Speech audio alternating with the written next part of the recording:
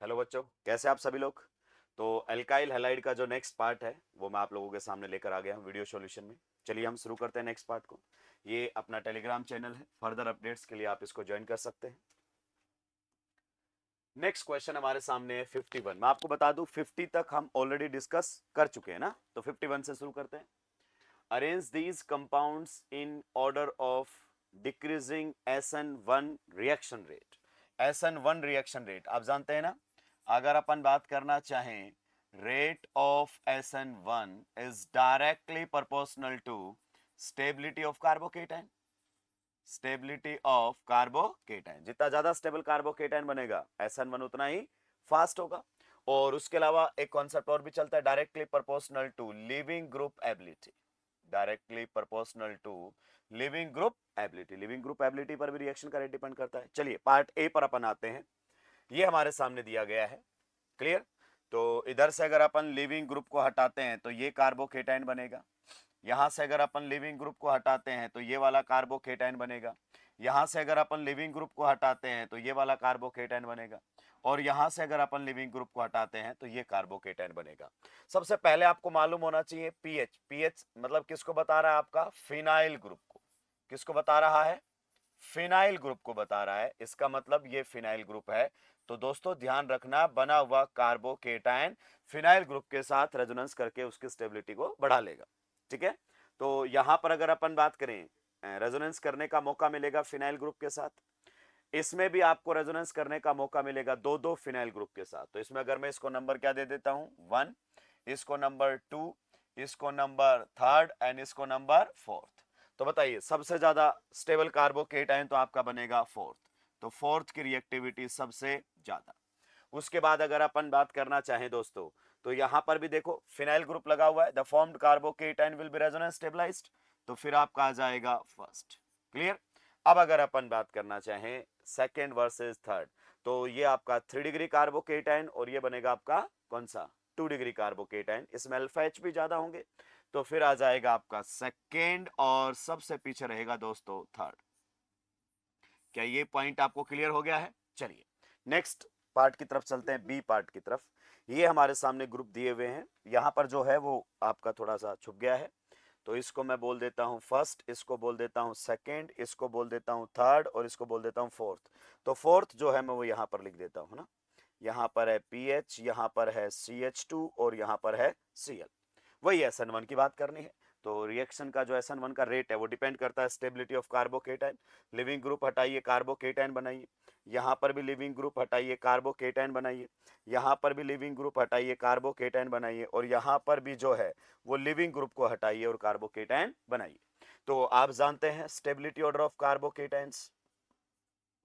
Stability order अगर अपन बात करना चाहें ऑफ कार्बोकेटाइंस, इन्हीं में ही मैं आपके सामने बता देता हूं। सबसे ज्यादा स्टेबल जो आपका रहता है वो रहता है 3 डिग्री कार्बोकेटाइन में ये वाला टर्सरी ब्यूटाइल। टर्सरी ब्यूटाइल के बाद आपका आता है कौन सा, बेंजाइल कार्बोकेटाइन, क्लियर।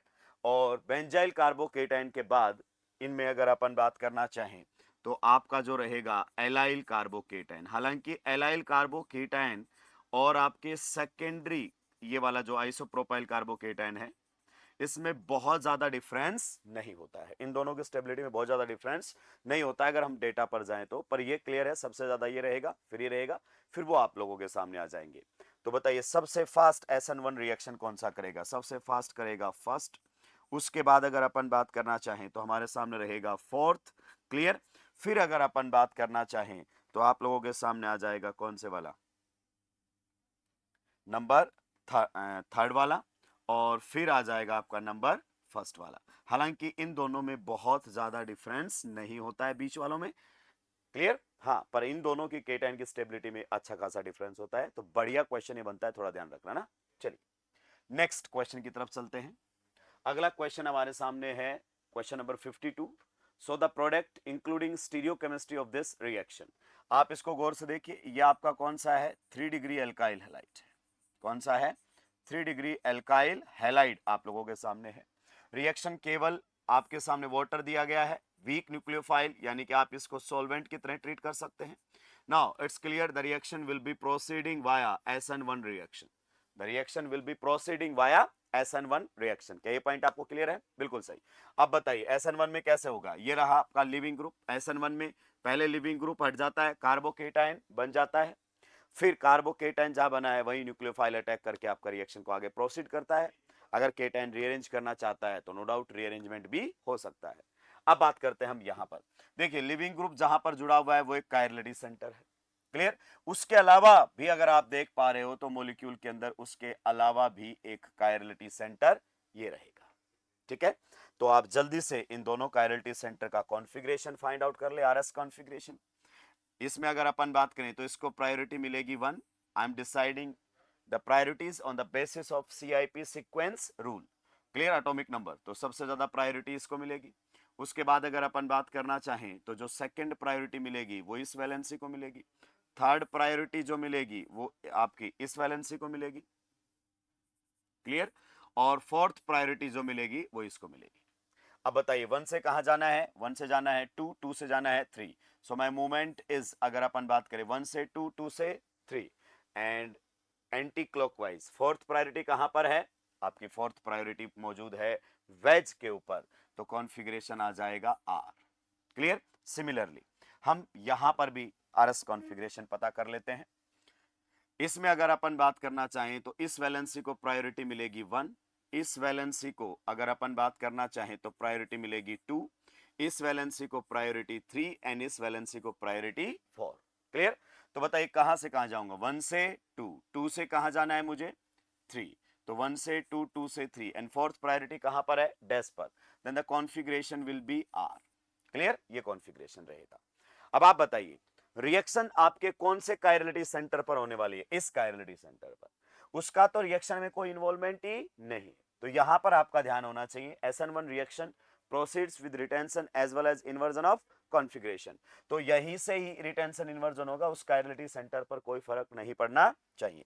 तो चलिए अब हम रिएक्शन को आगे प्रोसीड करते हैं. SN1 में लिविंग ग्रुप को हटा देंगे, कार्बोकेटायन हम बना देंगे. क्लियर. तो यहां से हमने लिविंग ग्रुप को हटा दिया है और कार्बोकेटायन बना दिया है. अच्छा मौका है आपके पास SN1 को रिवाइज करने का. तो यहां पर आपके सामने रहेगा CH3 और ये बन गया है कार्बोकेटायन.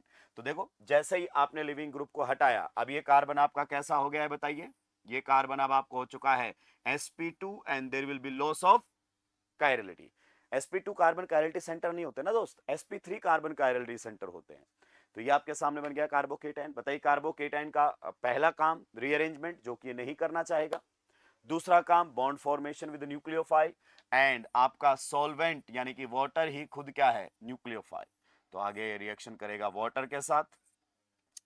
यहां से ये भी करेगा इसके ऊपर अटैक और यहां से ये भी करेगा इसके ऊपर अटैक. आप जानते हैं जब कभी भी कार्बोकेटायन कायरलिटी सेंटर में कन्वर्ट होता है आर भी बनेगा और एस भी बनेगा. यानी कि रिटेंशन भी होगा और इन्वर्जन भी होगा उस पर. तो यहां पर अगर अपन बात करें ये तो एज इट इज रहने दो CH3. यहां पर मान लीजिए OH आपका यहां पर आ गया है और आपका जो है CH3 है वो यहां पर आ गया है. इसमें अगर अपन बात करना चाहें तो ये तो आपका एज इट इज रहेगा. यहां पर आपका कौन आ गया है CH3. यहां पर मान लेते हैं हम कौन आ गया है OH और यहां पर आपके सामने कौन आ गया है CH3. ये बनेंगे. ये देखो पहले R था कायरलिटी सेंटर गायब हुआ फिर आपका R भी बनेगा और S भी बनेगा. तो इसमें कॉन्फ़िगरेशन आपका क्या है R. तो यहां पर आपका कॉन्फ़िगरेशन R है और यहां पर आपका कॉन्फ़िगरेशन S है. तो देखो रिटेंशन और इन्वर्जन दोनों हो रहे हैं. बिल्कुल सही बात. अब जबरदस्त पॉइंट इस क्वेश्चन के अंदर. नॉर्मली बच्चों को लगता है कि SN1 हुआ है ना तो रेसमाइजेशन तो होगा. नहीं दोस्त. रेसमाइजेशन केवल तब होता है जब बने हुए प्रोडक्ट एक दूसरे के क्या होते हैं एनेंशियोमर्स. और क्या यहां पर बने हुए प्रोडक्ट एक दूसरे के एनेंशियोमर्स हैं. नहीं है. आप समझिए यहां पर कॉन्फ़िगरेशन क्या थी बताइए R और यहां पर तो सेम ही रहेगा. तो ये एनेंशियोमर कैसे हो सकते हैं. R है एक पर दूसरे पर S है. यहां पर R है और यहां पर R है. ये एनेंशियोमर्स हैं कि डायास्टीरियोमर्स हैं. ये तो आप लोगों के सामने डायास्टीरियोमर्स हैं. सही बात है कि नहीं है. तो यहां पर आपको रेसमाइजेशन देखने को नहीं मिलेगा. बने हुए प्रोडक्ट्स के बीच में रिलेशनशिप रहेगी डायास्टीरियोमर्स की. क्लियर. तो ये बेहतरीन क्वेश्चन था SN1 की स्टीरियोकेमिस्ट्री को समझाते हुए। आपका रिटेंशन और इन्वर्जन केवल उसी कार्बन पर हुआ है जिस पर लिविंग ग्रुप था। You got the point. चलिए अगले क्वेश्चन की तरफ बढ़ते हैं। कहता है so the products including stereochemistry of these SN1 reactions. उसने क्लैरिफाई कर दिया है कि ये रिएक्शंस SN1 रिएक्शन है, केवल स्टीरियोकेमिस्ट्री की आप बातें कीजिए। ठीक है, तो यहां पर अगर अपन बात करना चाहें, लिविंग ग्रुप इस कार्बन के ऊपर लगा हुआ है and it is a chirality centre. Clear, तो मैं आपको डायरेक्ट बता सकता हूं, आप RS कॉन्फ़िगरेशन निकाल लीजिए। जब रिएक्शन आपकी आगे बढ़ेगी तो उसने साफ ही बोल दिया SN1 से जाना है, तो रिटेंशन भी होगा और अगर अपन बात करना चाहें इन्वर्जन भी होगा, दोनों प्रोडक्ट बनेंगे। क्लियर, तो यहां पर आपका CH3 है, यहां पर आपका कौन आ जाएगा OCH3। क्लियर, वेज के ऊपर आप बताइए कौन है PH यानी कि फिनाइल ग्रुप, और अगर अपन बात करना डैश के ऊपर कौन है आपका इथाइल ग्रुप। क्लियर, तो ये जो प्रोडक्ट आप लोगों के सामने बनकर आया है, this product is with retention of configuration, plus आपके सामने ये प्रोडक्ट भी बनकर आ सकता है। क्लियर, जो कि बनेगा आप लोगों के सामने इन्वर्जन ऑफ कॉन्फ़िगरेशन के साथ। आप इसको RS कॉन्फ़िगरेशन से पता करेंगे ना दोस्त, तो आपको पता चल जाएगा इसमें रिटेंशन और इन्वर्जन दोनों हुए हैं और इस रिएक्शन में आपको रेसमाइजेशन भी देखने को मिलेगा। क्लियर, चलिए इधर वाले रिएक्शन में अगर अपन बात करना चाहें दोस्त, गौर से देखिए, ये आप लोगों के सामने कायरलिटी सेंटर है बिल्कुल है कायरलिटी सेंटर, पर इस कायरलिटी सेंटर पर लिविंग ग्रुप नहीं है। लिविंग ग्रुप आपका कहां पर है, यहां पर। क्लियर, तो आप SN1 करवाओगे तो यहां से लिविंग ग्रुप हटा दो, कार्बोकेटाइन बना दो, तो आप लोगों के सामने जो प्रोडक्ट मतलब इंटरमीडिएट जो पहले बनेगा वो कुछ इस प्रकार से बनेगा। ये रहेगा CH2, ये रहेगा CH3, यहां पर अगर अपन बात करना चाहे H, ये रहेगा कौन CH2। क्लियर, यहां से आपने लिविंग ग्रुप को हटा दिया है तो ये कार्बोकेटाइन बन गया है। बताइए कार्बोकेटाइन का पहला काम रीअरेंजमेंट, क्या लगता है आपको कार्बोकेटाइन रीअरेंज करेगा? यहां से 3 डिग्री से आपका 2 डिग्री में क्यों ही जाना पसंद करेगा? तो there will be no rearrangement. Next में बताइए क्या रहेगा आपका bond formation with nucleophile, and who is the nucleophile? आपको acetic acid as a nucleophile दिया हुआ है, तो ये अपने लॉन पेयर से दोस्त क्या कर देगा, अटैक। क्लियर, ये करेगा अटैक और बॉन्ड बनेगा खटैक। अब इस क्वेश्चन की क्या ब्यूटी है, जबरदस्त क्वेश्चन। आप जानते हैं हमारे क्वेश्चन बैंक के कुछ क्वेश्चंस एकदम एक्सक्लूसिव होते हैं जो कई सालों में आते हैं कभी कभी, और जब आते हैं तो साफ करके ही जाते हैं। तो आप लोगों के सामने ये प्रोडक्ट बन गया है। अब आप देखो अपने दिमाग में क्या होता है कि SN1 रिएक्शन में हमेशा रेसमाइजेशन होता है। कुछ तो ये भी बोल देते हैं अगर कायरलिटी सेंटर है तो SN1 में रेसमाइजेशन होगा। क्या यहां पर कायरलिटी सेंटर ये है? बिल्कुल है, पर क्या यहां पर रेसमाइजेशन हुआ? नहीं हुआ, क्योंकि इस कायरलिटी सेंटर के ऊपर तो आपकी रिएक्शन ही नहीं हुई है दोस्त।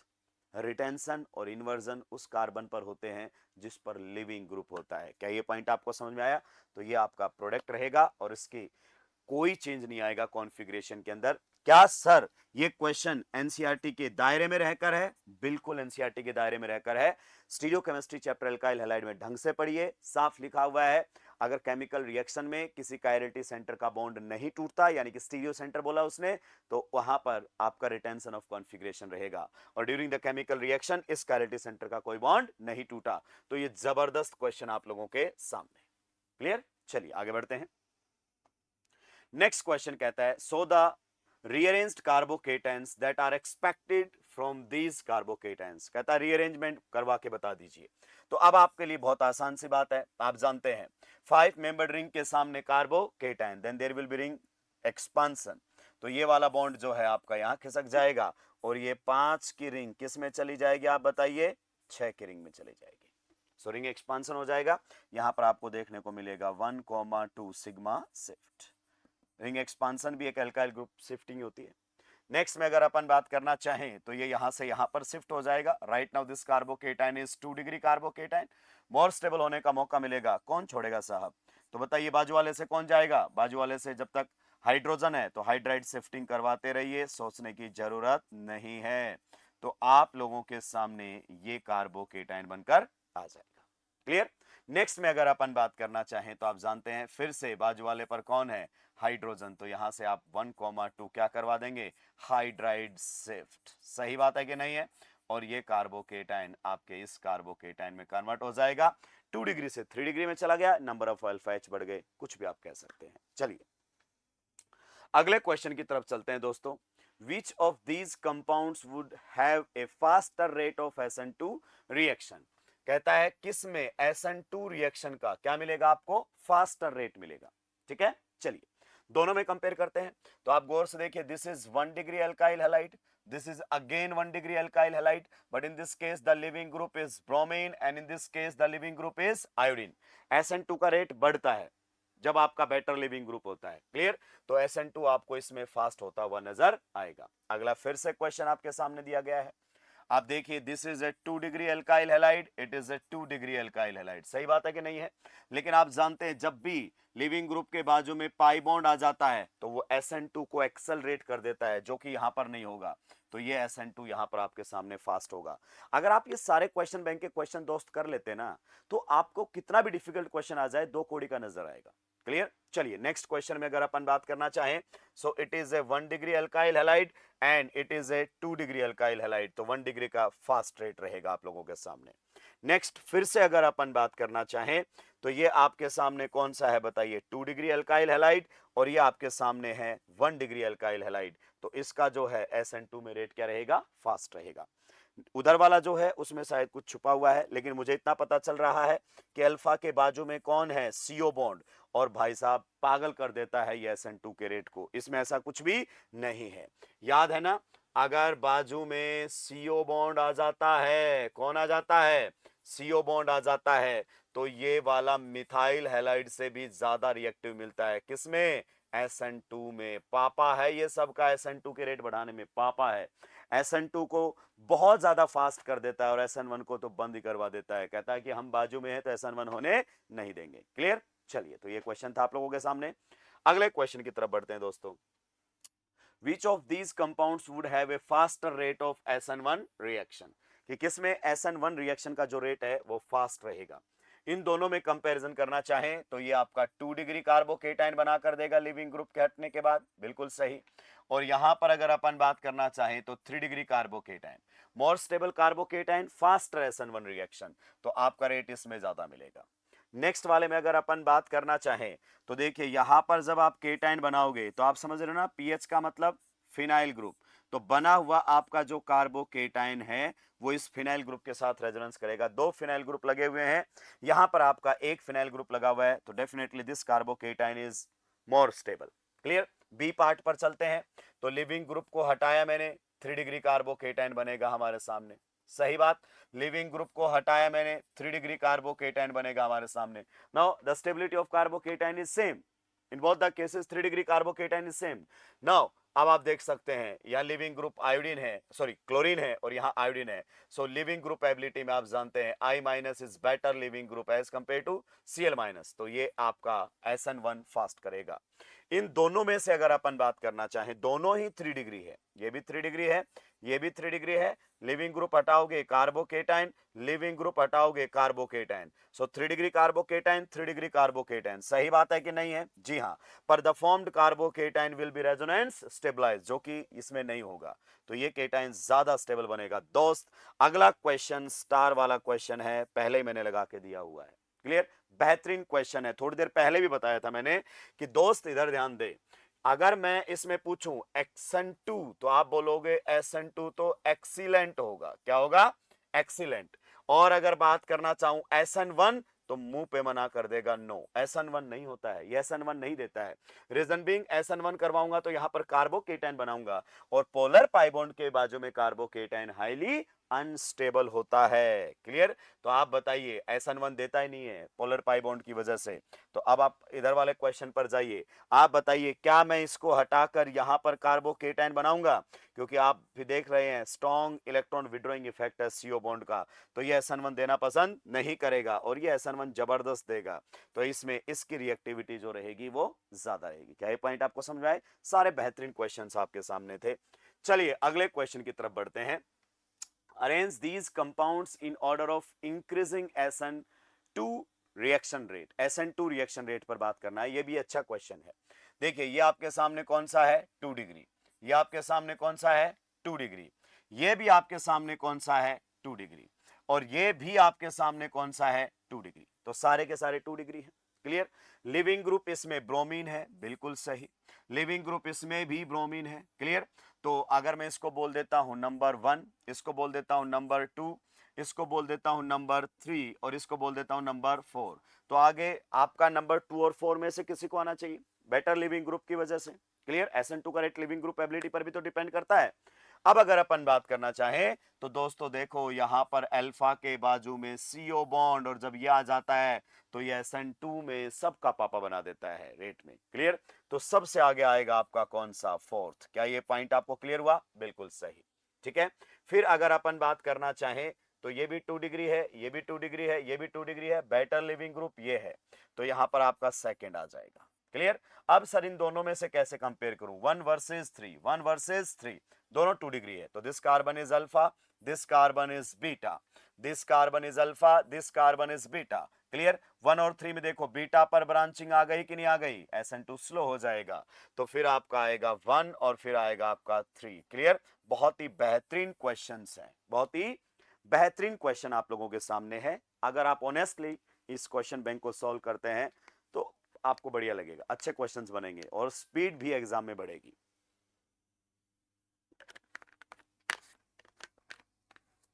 चलिए दोस्त अगले क्वेश्चंस की तरफ चलते हैं।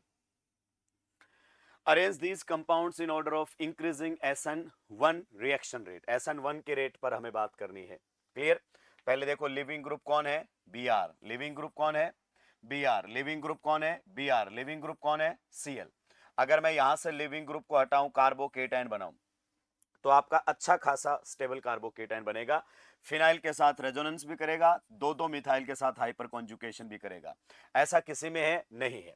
ये देखो यहां पर बच्चा कंफ्यूज हो जाता है, इसमें भी 3 डिग्री कार्बोकेटाइन बनेगा। आइए मैं आपको क्लियर कर देता हूं। अगर मेरे पास ये वाला कार्बोकेटाइन गिवन है दोस्त, ये वाला कार्बोकेटाइन, बढ़िया क्वेश्चन है, हर एक क्वेश्चन चुनिंदा है।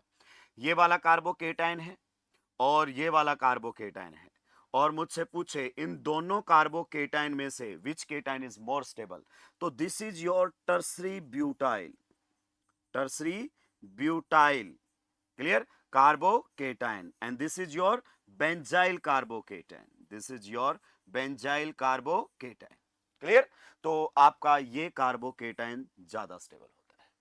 Tertiary butyl carbocation is more stable as compare to your benzyl carbocation. आप इसको दोस्त ऐसे ध्यान रख सकते हैं कि ये जो आपका कार्बोकेटाइन है ये 3 डिग्री कार्बोकेटाइन है और ये आपका 1 डिग्री कार्बोकेटाइन है। लेकिन अगर ये टर्सरी ब्यूटाइल कार्बोकेटाइन ही रहे, ये आपके सामने टर्सरी ब्यूटाइल कार्बोकेटाइन ही रहे, और ये आपका आपका बेंजाइलिक हो जाए, जिसमें इसकी भी डिग्री क्या हो जाए 3 डिग्री। अब देखो ये आपके सामने बेंजाइलिक हो गया है। क्लियर। अब इन दोनों केटाइन में से which cation is more stable, no doubt this carbocation is more stable, this carbocation is more stable. Simple सा, इसमें कोई बड़ी बात नहीं है। आप बोलोगे सर ये और ये कंफ्यूज कर रहा है, नहीं कंफ्यूज कर रहा है भाई, यहां पर इस रेजोनेंस पर ये हाइपर डोमिनेट करता है, पर अब यहां पर देखो 3 और 3 6 अल्फाइज तो इसके पास भी हो गए, तो डिग्री सेम होता ही आपका रेजोनेंस वाला ज्यादा स्टेबल होने लग जाता है। पर ये कहानी आप रेडिकल में मत दोहरा देना मेरे भाई, आपका रेडिकल बिल्कुल भी केटाइन जैसा नहीं होता है। ये अगर अपन बात करना चाहें, हमारे सामने रेडिकल दिया हुआ है, ये रेडिकल है और ये रेडिकल है, और मुझसे पूछे which radical is more stable, no doubt यही रेडिकल ज्यादा स्टेबल है स्टेबिलिटी में, यही रेडिकल ज्यादा स्टेबल है स्टेबिलिटी में। क्लियर। आप ये ध्यान रखना, हाइपर और रेजोनेंस का जो लोचा है वो केटाइन में चलता है, रेडिकल में नहीं चलता है। रेडिकल में आपका रेजोनेंस ही डोमिनेट करता है हाइपर पर। क्या बोला? आपका रेजोनेंस ही डोमिनेट करता है किसके ऊपर? हाइपर कॉन्जुगेशन पर। रेडिकल में नहीं चलता ये मामला, किसमें चलता है? केवल केटाइन में। तो आइए अगर मैं इसको नंबर दोस्त 1 दे दूं, इसको नंबर सेकंड दे दूं, इसको नंबर थर्ड दे दूं और इसको नंबर 4 दे दूं, सही बात है कि नहीं? तो आप बताइए सबसे ज्यादा स्टेबल कार्बोकेटाइन कौन सा बनेगा? फर्स्ट। उसके बाद अगर अपन बात करना चाहें तो कौन सा बनेगा? थर्ड। यहां तक किसी को कोई दिक्कत नहीं? दोनों में लिविंग ग्रुप भी चेक कर लो, सेम है।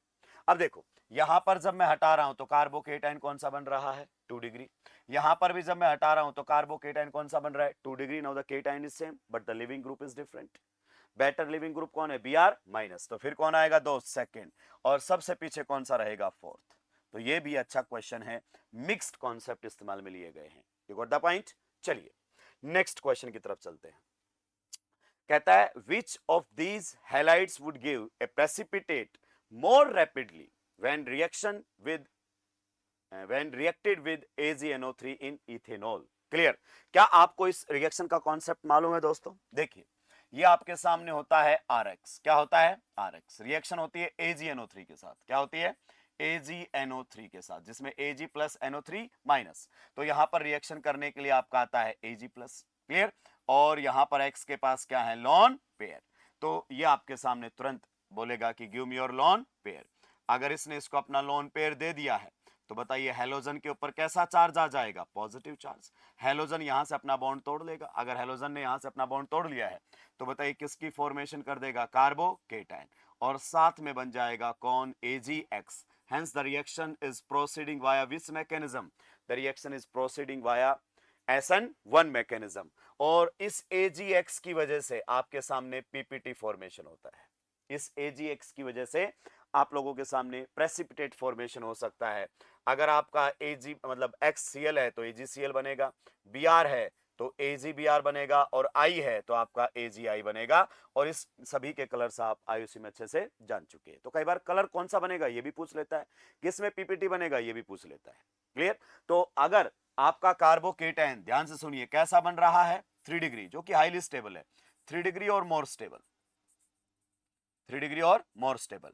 Sir what do you mean by more stable? मतलब रेजोनेंस स्टेबलाइज्ड। तो आपको इमीडिएट PPT फॉर्मेशन मिलेगी, क्योंकि यही है ना रिएक्शन का RDS, तो कार्बोकेटाइन फॉर्मेशन। तो इमीडिएट आपको PPT यहां पर ऑब्जर्व होगी। क्लियर। लेकिन अगर आपका कार्बोकेटाइन 2 डिग्री 1 डिग्री या उससे भी कम स्टेबल बन रहा है तो टाइम लगेगा। क्या लगेगा? टाइम। 2 डिग्री में अगर अपन बात करना चाहें तो 5 से 10 मिनट का टाइम लग सकता है। 1 डिग्री में और भी ज्यादा टाइम लग सकता है, और हो सकता है कि आपको PPT ऑब्जर्व ना भी हो। क्लियर। लेकिन ये क्लियर है, अगर आपका हेलोजन डबल बॉन्ड के ऊपर लगा हुआ है जैसे यहां पर है, और आप AgNO3 के साथ रिएक्शन करवाएंगे, पर्टिकुलरली Ag प्लस के साथ, then there will be no reaction. सही बात है कि नहीं है? और इसी प्रकार से अगर आपका यहां पर X लगा हुआ हो और आप रिएक्शन करवाएंगे Ag प्लस के साथ, again I will show there will be no reaction, क्योंकि आप जानते हैं ये SN1 से प्रोसीड नहीं कर सकते। क्या ये पॉइंट आपको क्लियर हुआ?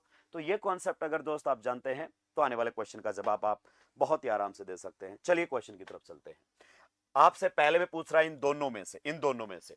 अब देखो बढ़िया एग्जामिनर है, अगर मैं कार्बोकेटाइन बनाऊंगा तो दोनों में कार्बोकेटाइन तो क्या बनेगा? सेम। सही बात है कि नहीं है? बिल्कुल सही। 3 डिग्री बन रहा। बच्चा फिर कंफ्यूज कि सर ने बोला था कि जितना जल्दी 3 डिग्री बन जाएगा केटाइन, जितना ज्यादा स्टेबल बनेगा PPT उतनी जल्दी मिलेंगे। तो दोनों में 3 डिग्री बन रहा है। तो दोस्त वापस आना, अगर अपन बात करना चाहें इस क्वेश्चन में तो ढंग से देखो ना, ये जो आपका X है क्या ये लिविंग ग्रुप है? तो क्या ये bond carbon halogen bond RDS में टूट रहा है कि नहीं टूट रहा है? टूट रहा है कि नहीं टूट रहा है? तो SN1 रिएक्शन का रेट लिविंग ग्रुप एबिलिटी पर भी तो डिपेंड करता है। सही बात है कि नहीं है? बिल्कुल सही बात है। तो यहां पर अगर अपन बात करना चाहें तो इन दोनों में से जल्दी PPT आपको कहां से मिलेंगे? कहां से मिलेंगे? पहले वाले में, because in this case living group is Br, in this case living group is Cl। Second part में अगर अपन बात करना चाहें तो यहां से आप हटाओगे तो ये कार्बोकेटाइन पीएच भूल मत जाना, रेजोनेंस करेगा। और यहां से हटाओगे तो ये carbocation, this carbocation is resonance stabilized, जल्दी PPT फॉर्मेशन करवाएगा। इसमें भी अगर अपन बात करना चाहें तो यहां पर 3 डिग्री कार्बोकेटाइन, और यहां पर आपका अगर अपन बात करना चाहें 2 डिग्री कार्बोकेटाइन, तो PPT इसमें जल्दी ऑब्जर्व होंगे। और इसके केस में तो नो प्रेसिपिटेट, इसमें PPT बनेंगे ही नहीं, क्योंकि कार्बन कार्बन डबल बॉन्ड से हेलोजन SN1 से नहीं हटेगा। और यहां पर आपको PPT ऑब्जर्व हो जाएंगे, भले ये 1 डिग्री है पर the formed carbocation is resonance stabilized. भूलिएगा मत, ये जो आपका कार्बोकेटाइन है ये रेजोनेंस स्टेबलाइज्ड है। क्या ये बात आपको समझ में आ गई कि नहीं आ गई? तो कभी आप सोचो कि 1 डिग्री है सर, इसमें कैसे 1 degree, but it is resonance stabilized. आप याद कीजिए हमें डिग्री से दिक्कत होती थी या अनस्टेबिलिटी से दिक्कत होती थी? क्लियर। तो बढ़िया क्वेश्चन आप लोगों के सामने। इसमें आपको ना इस तरीके के क्वेश्चंस भी कवर करवा सकता है, जैसे ये वाले क्वेश्चंस हो गए, ये वाले क्वेश्चंस आपके सामने हो गए, या फिर अगर अपन बात करना चाहें ये वाले जो क्वेश्चंस हो गए। तो टेक्निकली कॉन्सेप्ट आपको समझ में आ गया है, कॉन्सेप्ट जो है क्वेश्चन का वो आपको समझ में आ गया है कि इनके बारे में बताइए क्या ख्याल आता है। तो ये भी इमीडिएटली PPT फॉर्मेशन करेंगे, क्यों? क्योंकि यहां से X को हटाओगे कार्बोकेटाइन आपका एरोमेटिक बन रहा है, कार्बोकेटाइन क्या बन रहा है? एरोमेटिक। आप जानते हैं अच्छा खासा स्टेबल है। फिर अगर अपन बात करना चाहें हटाएंगे कार्बोकेटाइन बनेंगे, again formed carbocation is aromatic, अच्छा खासा स्टेबल कार्बोकेटाइन है। यहां से भी हटाओगे then formed carbocation will be aromatic.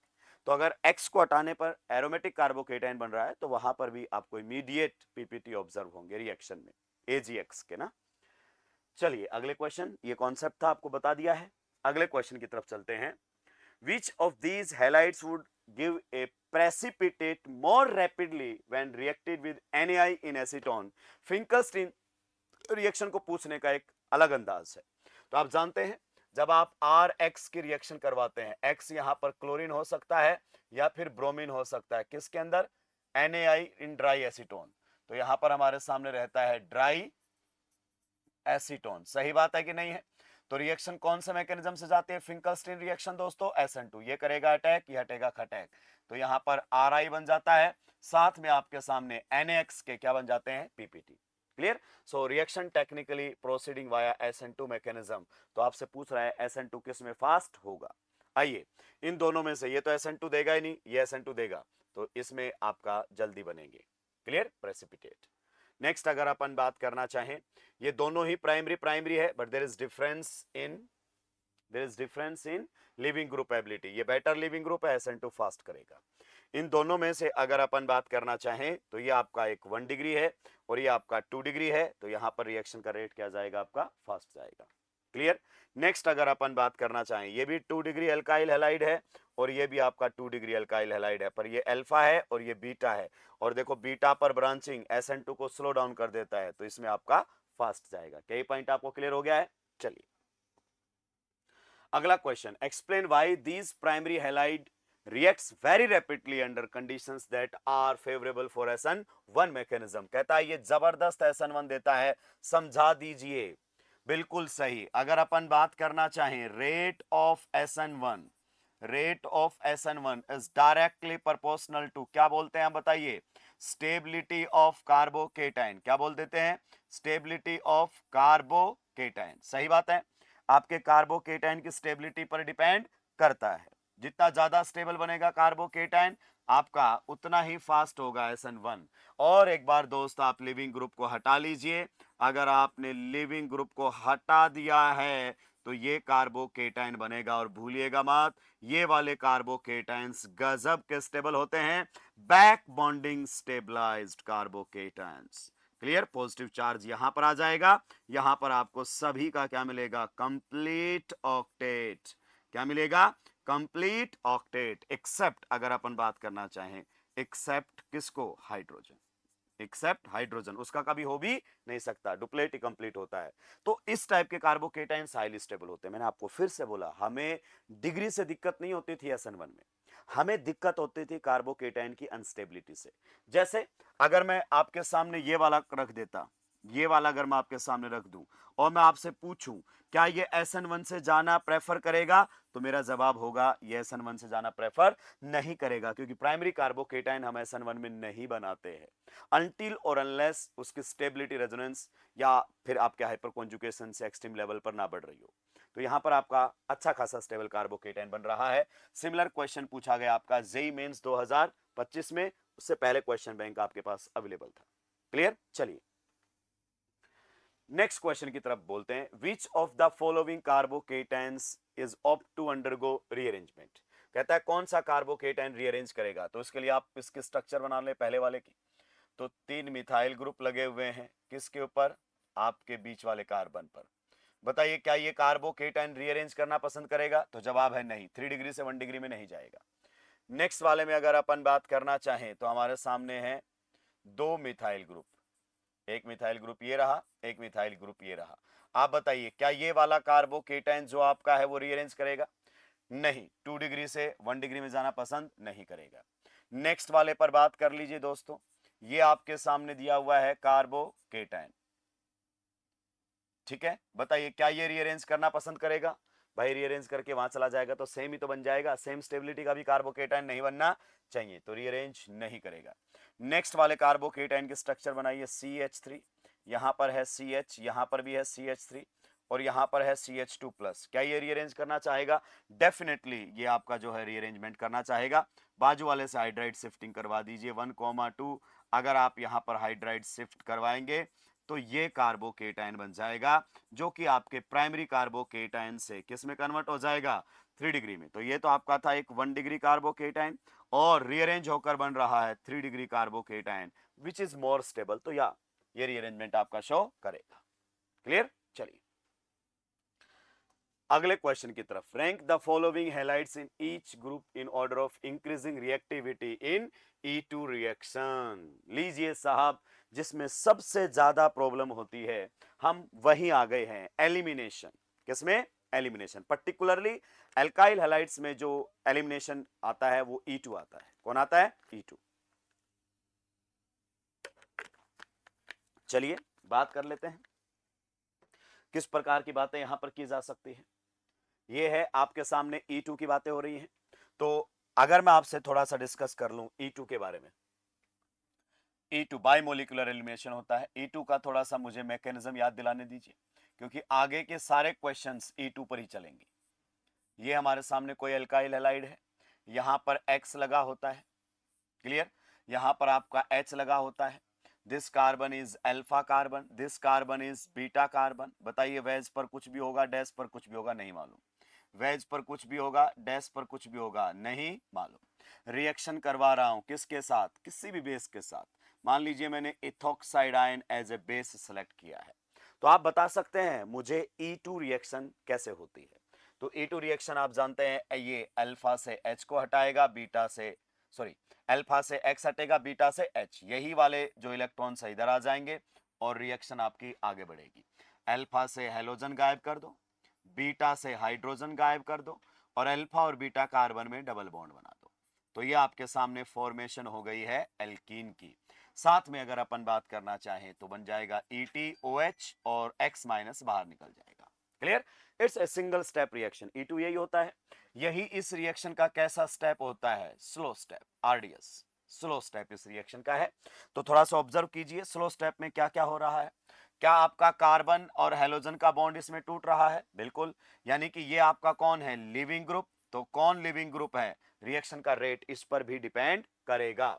दूसरा, कार्बन हाइड्रोजन बॉन्ड भी RDS में टूट रहा है, तो इस बॉन्ड की बॉन्ड स्ट्रेंथ पर भी E2 रिएक्शन का रेट डिपेंड करेगा। क्लियर? और रिएक्शन में कोई इंटरमीडिएट नहीं है, पर रिएक्शन में आप जानते हैं ट्रांजिशन स्टेट तो बनेगी बनेगी। ये बॉन्ड जो है आपका हेलोजन का टूट रहा होगा, यहां से हाइड्रोजन का बॉन्ड भी बीटा कार्बन से टूट रहा होगा। क्लियर? ये बॉन्ड ये किससे बना रहा होगा? ये बॉन्ड ये बेस के साथ बना रहा होगा। तो यहां पर रहेगा पार्शियल नेगेटिव, यहां पर भी रहेगा पार्शियल नेगेटिव। ये बॉन्ड कंप्लीटली टूटा नहीं है, वो बॉन्ड कंप्लीटली बना नहीं है। क्लियर? ये इस प्रकार से मामला आपको ट्रांजिशन स्टेट में देखने को मिलेगा। और दोस्त, आपका डबल बॉन्ड यहां पर बन रहा होगा। आपका जो डबल बॉन्ड है वो यहां पर बन रहा होगा। ये ट्रांजिशन स्टेट है E2 रिएक्शन की। तो आप देखिए आपका डबल बॉन्ड फॉर्मेशन हो रहा है TS के अंदर। क्लियर? यानी कि TS में एल्कीन लाइक कैरेक्टर है, तो जितनी ज्यादा स्टेबल आपकी बनेगी एल्कीन, उतना ही एक्टिवेशन एनर्जी कम होगा और रिएक्शन फास्ट जाएगी। More stable TS, less activation energy, fast reaction. तो यहां से कम एक बात तो बोल सकते हो, reactivity in E2, reactivity in E2 reaction के अंदर directly proportional to stability of alkene, directly proportional to stability of alkene. जो बनने वाली आपकी एल्कीन है, जितनी ज्यादा स्टेबल बनेगा उतना ही रेट क्या होगा E2 में? फास्ट होगा। TS उतनी ज्यादा स्टेबल बनेगी, एक्टिवेशन एनर्जी उतनी कम, रेट उतना ज्यादा। या फिर आप यहां से भी बोल सकते हो सबसे ज्यादा रहेंगे 3 डिग्री अल्काइल हैलाइड्स। अब आपको इसके लिए नोटबुक पढ़ना पड़ेगा, क्योंकि अल्काइल ग्रुप जैसे ही अल्फा और बीटा पर बढ़ेंगे तो एल्कीन की स्टेबिलिटी बढ़ेगी। 3 डिग्री अल्काइल हैलाइड्स, उसके बाद कौन से रहेंगे आप लोगों के सामने? 2 डिग्री अल्काइल हैलाइड्स। क्लियर? और उसके बाद आपका रहेगा 1 डिग्री अल्काइल हैलाइड्स। और मिथाइल हैलाइड तो आप जानते ही हैं E2 देगा ही नहीं, क्योंकि उसमें बीटा हाइड्रोजन ही नहीं है। सही बात है? तो आप बताइए क्या ये जो आपके हैलाइड्स होते हैं, these are methyl halides? Methyl halides, सही बात है कि नहीं है? क्या ये E2 देते हैं? तो इनके केस में नो E2, क्योंकि इनमें बीटा हाइड्रोजन ही नहीं है। माफी चाहूंगा, SN2 लिख दिया ना मैंने। तो यहां पर कोई E2 रिएक्शन आपको ऑब्जर्व नहीं होगी। तो ये E2 का हल्का सा मैंने रिवीजन करवा दिया है, ठीक है। अब क्वेश्चन की तरफ आते हैं। चलिए, अगर अपन बात करना चाहें, रेट पूछ रहा है हमसे ना, तो ये कौन सा अल्काइल हैलाइड है बताइए, 3 डिग्री। ये आपका कौन सा अल्काइल हैलाइड है बताइए, 1 डिग्री। ये बताइए कौन सा अल्काइल हैलाइड है, 2 डिग्री। क्लियर। तो इसको अगर मैं बोल देता हूं नंबर 1, इसको मैं बोल देता हूं नंबर 2, इसको मैं बोल देता हूं नंबर 3। तो बताइए सबसे ज्यादा रिएक्ट मतलब फास्ट रिएक्ट कौन सा करेगा, नंबर 1, उसके बाद क्योंकि 3 डिग्री है, उसके बाद आपका नंबर 3 क्योंकि 2 डिग्री है, और उसके बाद नंबर 2 क्योंकि 1 डिग्री है। ये रेट आ गया, बिल्कुल सही। ये तो सर आपने वैसे बता दिया डिग्री वाइज। एल्किन की स्टेबिलिटी वाइज बताओ। तो आप बताइए ये आपका कौन सा कार्बन है, अल्फा, और ये आपका कौन सा कार्बन रहेगा, बीटा। रेट कंपेयर करते हुए ध्यान से सुनो, रेट कंपेयर करते हुए मोस्ट स्टेबल एल्किन बनानी है। क्लियर। क्या गलती कर सकते हो आप, यहां से भी तो चटा सकते थे, नहीं, हमें तो स्टेबल एल्किन बनानी है। तो अल्फा से हेलोजन, बीटा से हाइड्रोजन, ये एल्किन बनेगी। इसमें अल्फा एंड बीटा तो हमारे पास चॉइस ही नहीं है, यही हटेगा तो यहां पर डबल बॉन्ड आएगा। हटने के बाद यहां पर अगर अपन बात करना चाहें अल्फा और यहां पर बीटा एच, क्लियर, तो यहां डबल बॉन्ड आएगा। यू कैन फाइंड आउट इस एल्कीन में सबसे ज्यादा अल्फा एच होंगे, उसके बाद आपकी इस एल्कीन में और फिर इस एल्कीन में। मोर stable alkene, faster E2 reaction. क्या ये पॉइंट आपको क्लियर हुआ। चलिए नेक्स्ट वाले में अगर अपन बात करना चाहें तो इसको मैं 1 बोल देता हूं, इसको मैं सेकेंड बोल देता हूं, और इसको मैं क्या बोल देता हूं, थर्ड बोल देता हूं। क्लियर। तो आइए किस प्रकार से बात करेंगे। आप बताइए ये कौन से डिग्री का एल्काइल हैलाइड है, it's a 1 degree alkyl halide, it's a 3 degree alkyl halide, it's a 2 degree alkyl halide. Degree से सॉल्व कर दें। चलिए, तो सबसे ज्यादा कौन सा रहेगा, सेकेंड, उसके बाद कौन सा रहेगा बताइए, थर्ड, और फिर कौन सा आ जाएगा आपका, फर्स्ट। ये तो वो है कि चलो बिल्कुल अपन डिग्री वाइज बात कर गए ना। अब एल्किन वाइज तो ये आपका अल्फा है, यहां पर अगर अपन बात करना चाहें ये बीटा होगा, हटाओगे डबल बॉन्ड यहां आएगा। ये आपका कौन सा है, अल्फा कार्बन। क्लियर। यहां पर अगर अपन बात करना चाहें ये बीटा है, यहां पर भी अगर अपन बात करना चाहें ये बीटा कार्बन है। क्लियर। तो यहां पर जब आप रखोगे तो अल्फा एच ज्यादा आएंगे, उसमें अगर अपन बात करना चाहें तो यहां पर आएगी, फिर भी आपका आंसर वही आएगा। सबसे ज्यादा स्टेबल एल्किन ये आएगी, फिर आपकी ये आएगी, और सबसे बाद में वो आएगा। क्लियर। चलिए नेक्स्ट, सी पार्ट बेहतरीन है, सी पार्ट बेहतरीन है। देखो ये भी कौन सा है, 3 डिग्री, ये भी कौन सा है, 3 डिग्री, ये भी कौन सा है, 3 डिग्री, और ये भी कौन सा है, 3 डिग्री। यू विल फाइंड कि जो एल्कीन बनेगी वो सेम बनेगी। थर्ड वाले पार्ट में अगर अपन बात करें, पार्ट सी में, जो एल्कीन बनेगी वो सेम बनेगी, सेम। अब मैं कैसे कंपेयर करूं, तो अब देखो ना दोस्त, अगर मैं E2 की बात करना चाहूं तो क्या E2 रिएक्शन का जो रेट है, E2 रिएक्शन का जो रेट है, क्या वो लिविंग ग्रुप एबिलिटी पर डिपेंड करता है। जी हाँ, आपका लिविंग ग्रुप RDS में बाहर निकलता है, तो लिविंग ग्रुप एबिलिटी पर डिपेंड करता है E2 रिएक्शन का रेट। तो यहां पर लिविंग ग्रुप आपका फ्लोरीन है, यहां क्लोरीन है, यहां ब्रोमीन है, और यहां आयोडीन है। तो सबसे जल्दी कौन सा हटेगा आप बताइए, आयोडीन। तो ये नंबर 4 बोल दिया जाए, ये नंबर 3 बोल दिया जाए, ये नंबर 2 और ये नंबर 1। तो सबसे रिएक्टिव कौन सा रहेगा E2 में, 4th, then 3rd, then 2nd, then 1st। Clear. अच्छा क्वेश्चन बन गया E2 का। नेक्स्ट क्वेश्चन की तरफ बढ़ते हैं। अगला क्वेश्चन हमारे सामने कहता है, how does each of the following changes affect the rate of an E2 reaction. मैं आपको बता रहा हूं अब E2 पर जबरदस्त लेवल के क्वेश्चंस आपको देखने को मिलने वाले हैं। कहता है ट्रिपलिंग RX। तो E2 रिएक्शन में, इधर चलो वापस, इसीलिए मैंने आपको पूरा मैकेनिज्म एक बार रिकॉल करवाया है। आप रेट लिखिए, rate law expression, rate of reaction is equal to आपका alkyl halide as well as your base, both are involved. तो ये K is the rate constant, RX is alkyl halide raise to power 1, and अगर अपन बात करना चाहें base raise to power 1, this is the rate law expression for E2 reaction. So in reaction both alkyl in rate law expression both alkyl halide and base is involved है ना। अब आप इस क्वेश्चन को कीजिए, तो मैं आपके सामने एक बार रेट लॉ एक्सप्रेशन लिख देता हूं। E2 रिएक्शन की अगर अपन बात करना चाहें तो ये हमारे सामने है rate of E2 reaction. Clear. आप नोटबुक से भी चेक कर सकते हैं, is equal to K is the rate constant, RX alkyl halide raise to power 1, यहां पर आपका जो रहेगा base raise to power 1। So E2 reaction follows second order kinetics. चलिए अब हम 1 बाय 1 बात करते हैं। कहता है अगर RX ट्रिपल कर दिया जाए तो रिएक्शन पर क्या फर्क पड़ेगा, तो उस केस में आपका रेट भी क्या हो जाएगा, 3 टाइम्स। रेट क्या हो जाएगा, 3 टाइम्स। अगर इसको 3 टाइम्स कर दिया जाए तो रेट भी क्या हो जाएगा, 3 टाइम्स। केमिकल काइनेटिक्स से सॉल्व कर लोगे। कहता है नहीं साहब बेस हाफ कर दिया, तो आपका जो रेट है वो भी क्या हो जाएगा 1/2 टाइम्स, रेट भी क्या हो जाएगा हाफ हो जाएगा। सही बात है कि नहीं है? अगर मैं बेस की कंसंट्रेशन हाफ कर दूंगा तो नया रेट पुराने रेट से आधा हो जाएगा। कहता है changing the solvent from methanol to DMSO. बेहतरीन क्वेश्चन है दोस्तों, बेहतरीन क्वेश्चन, बेहतरीन।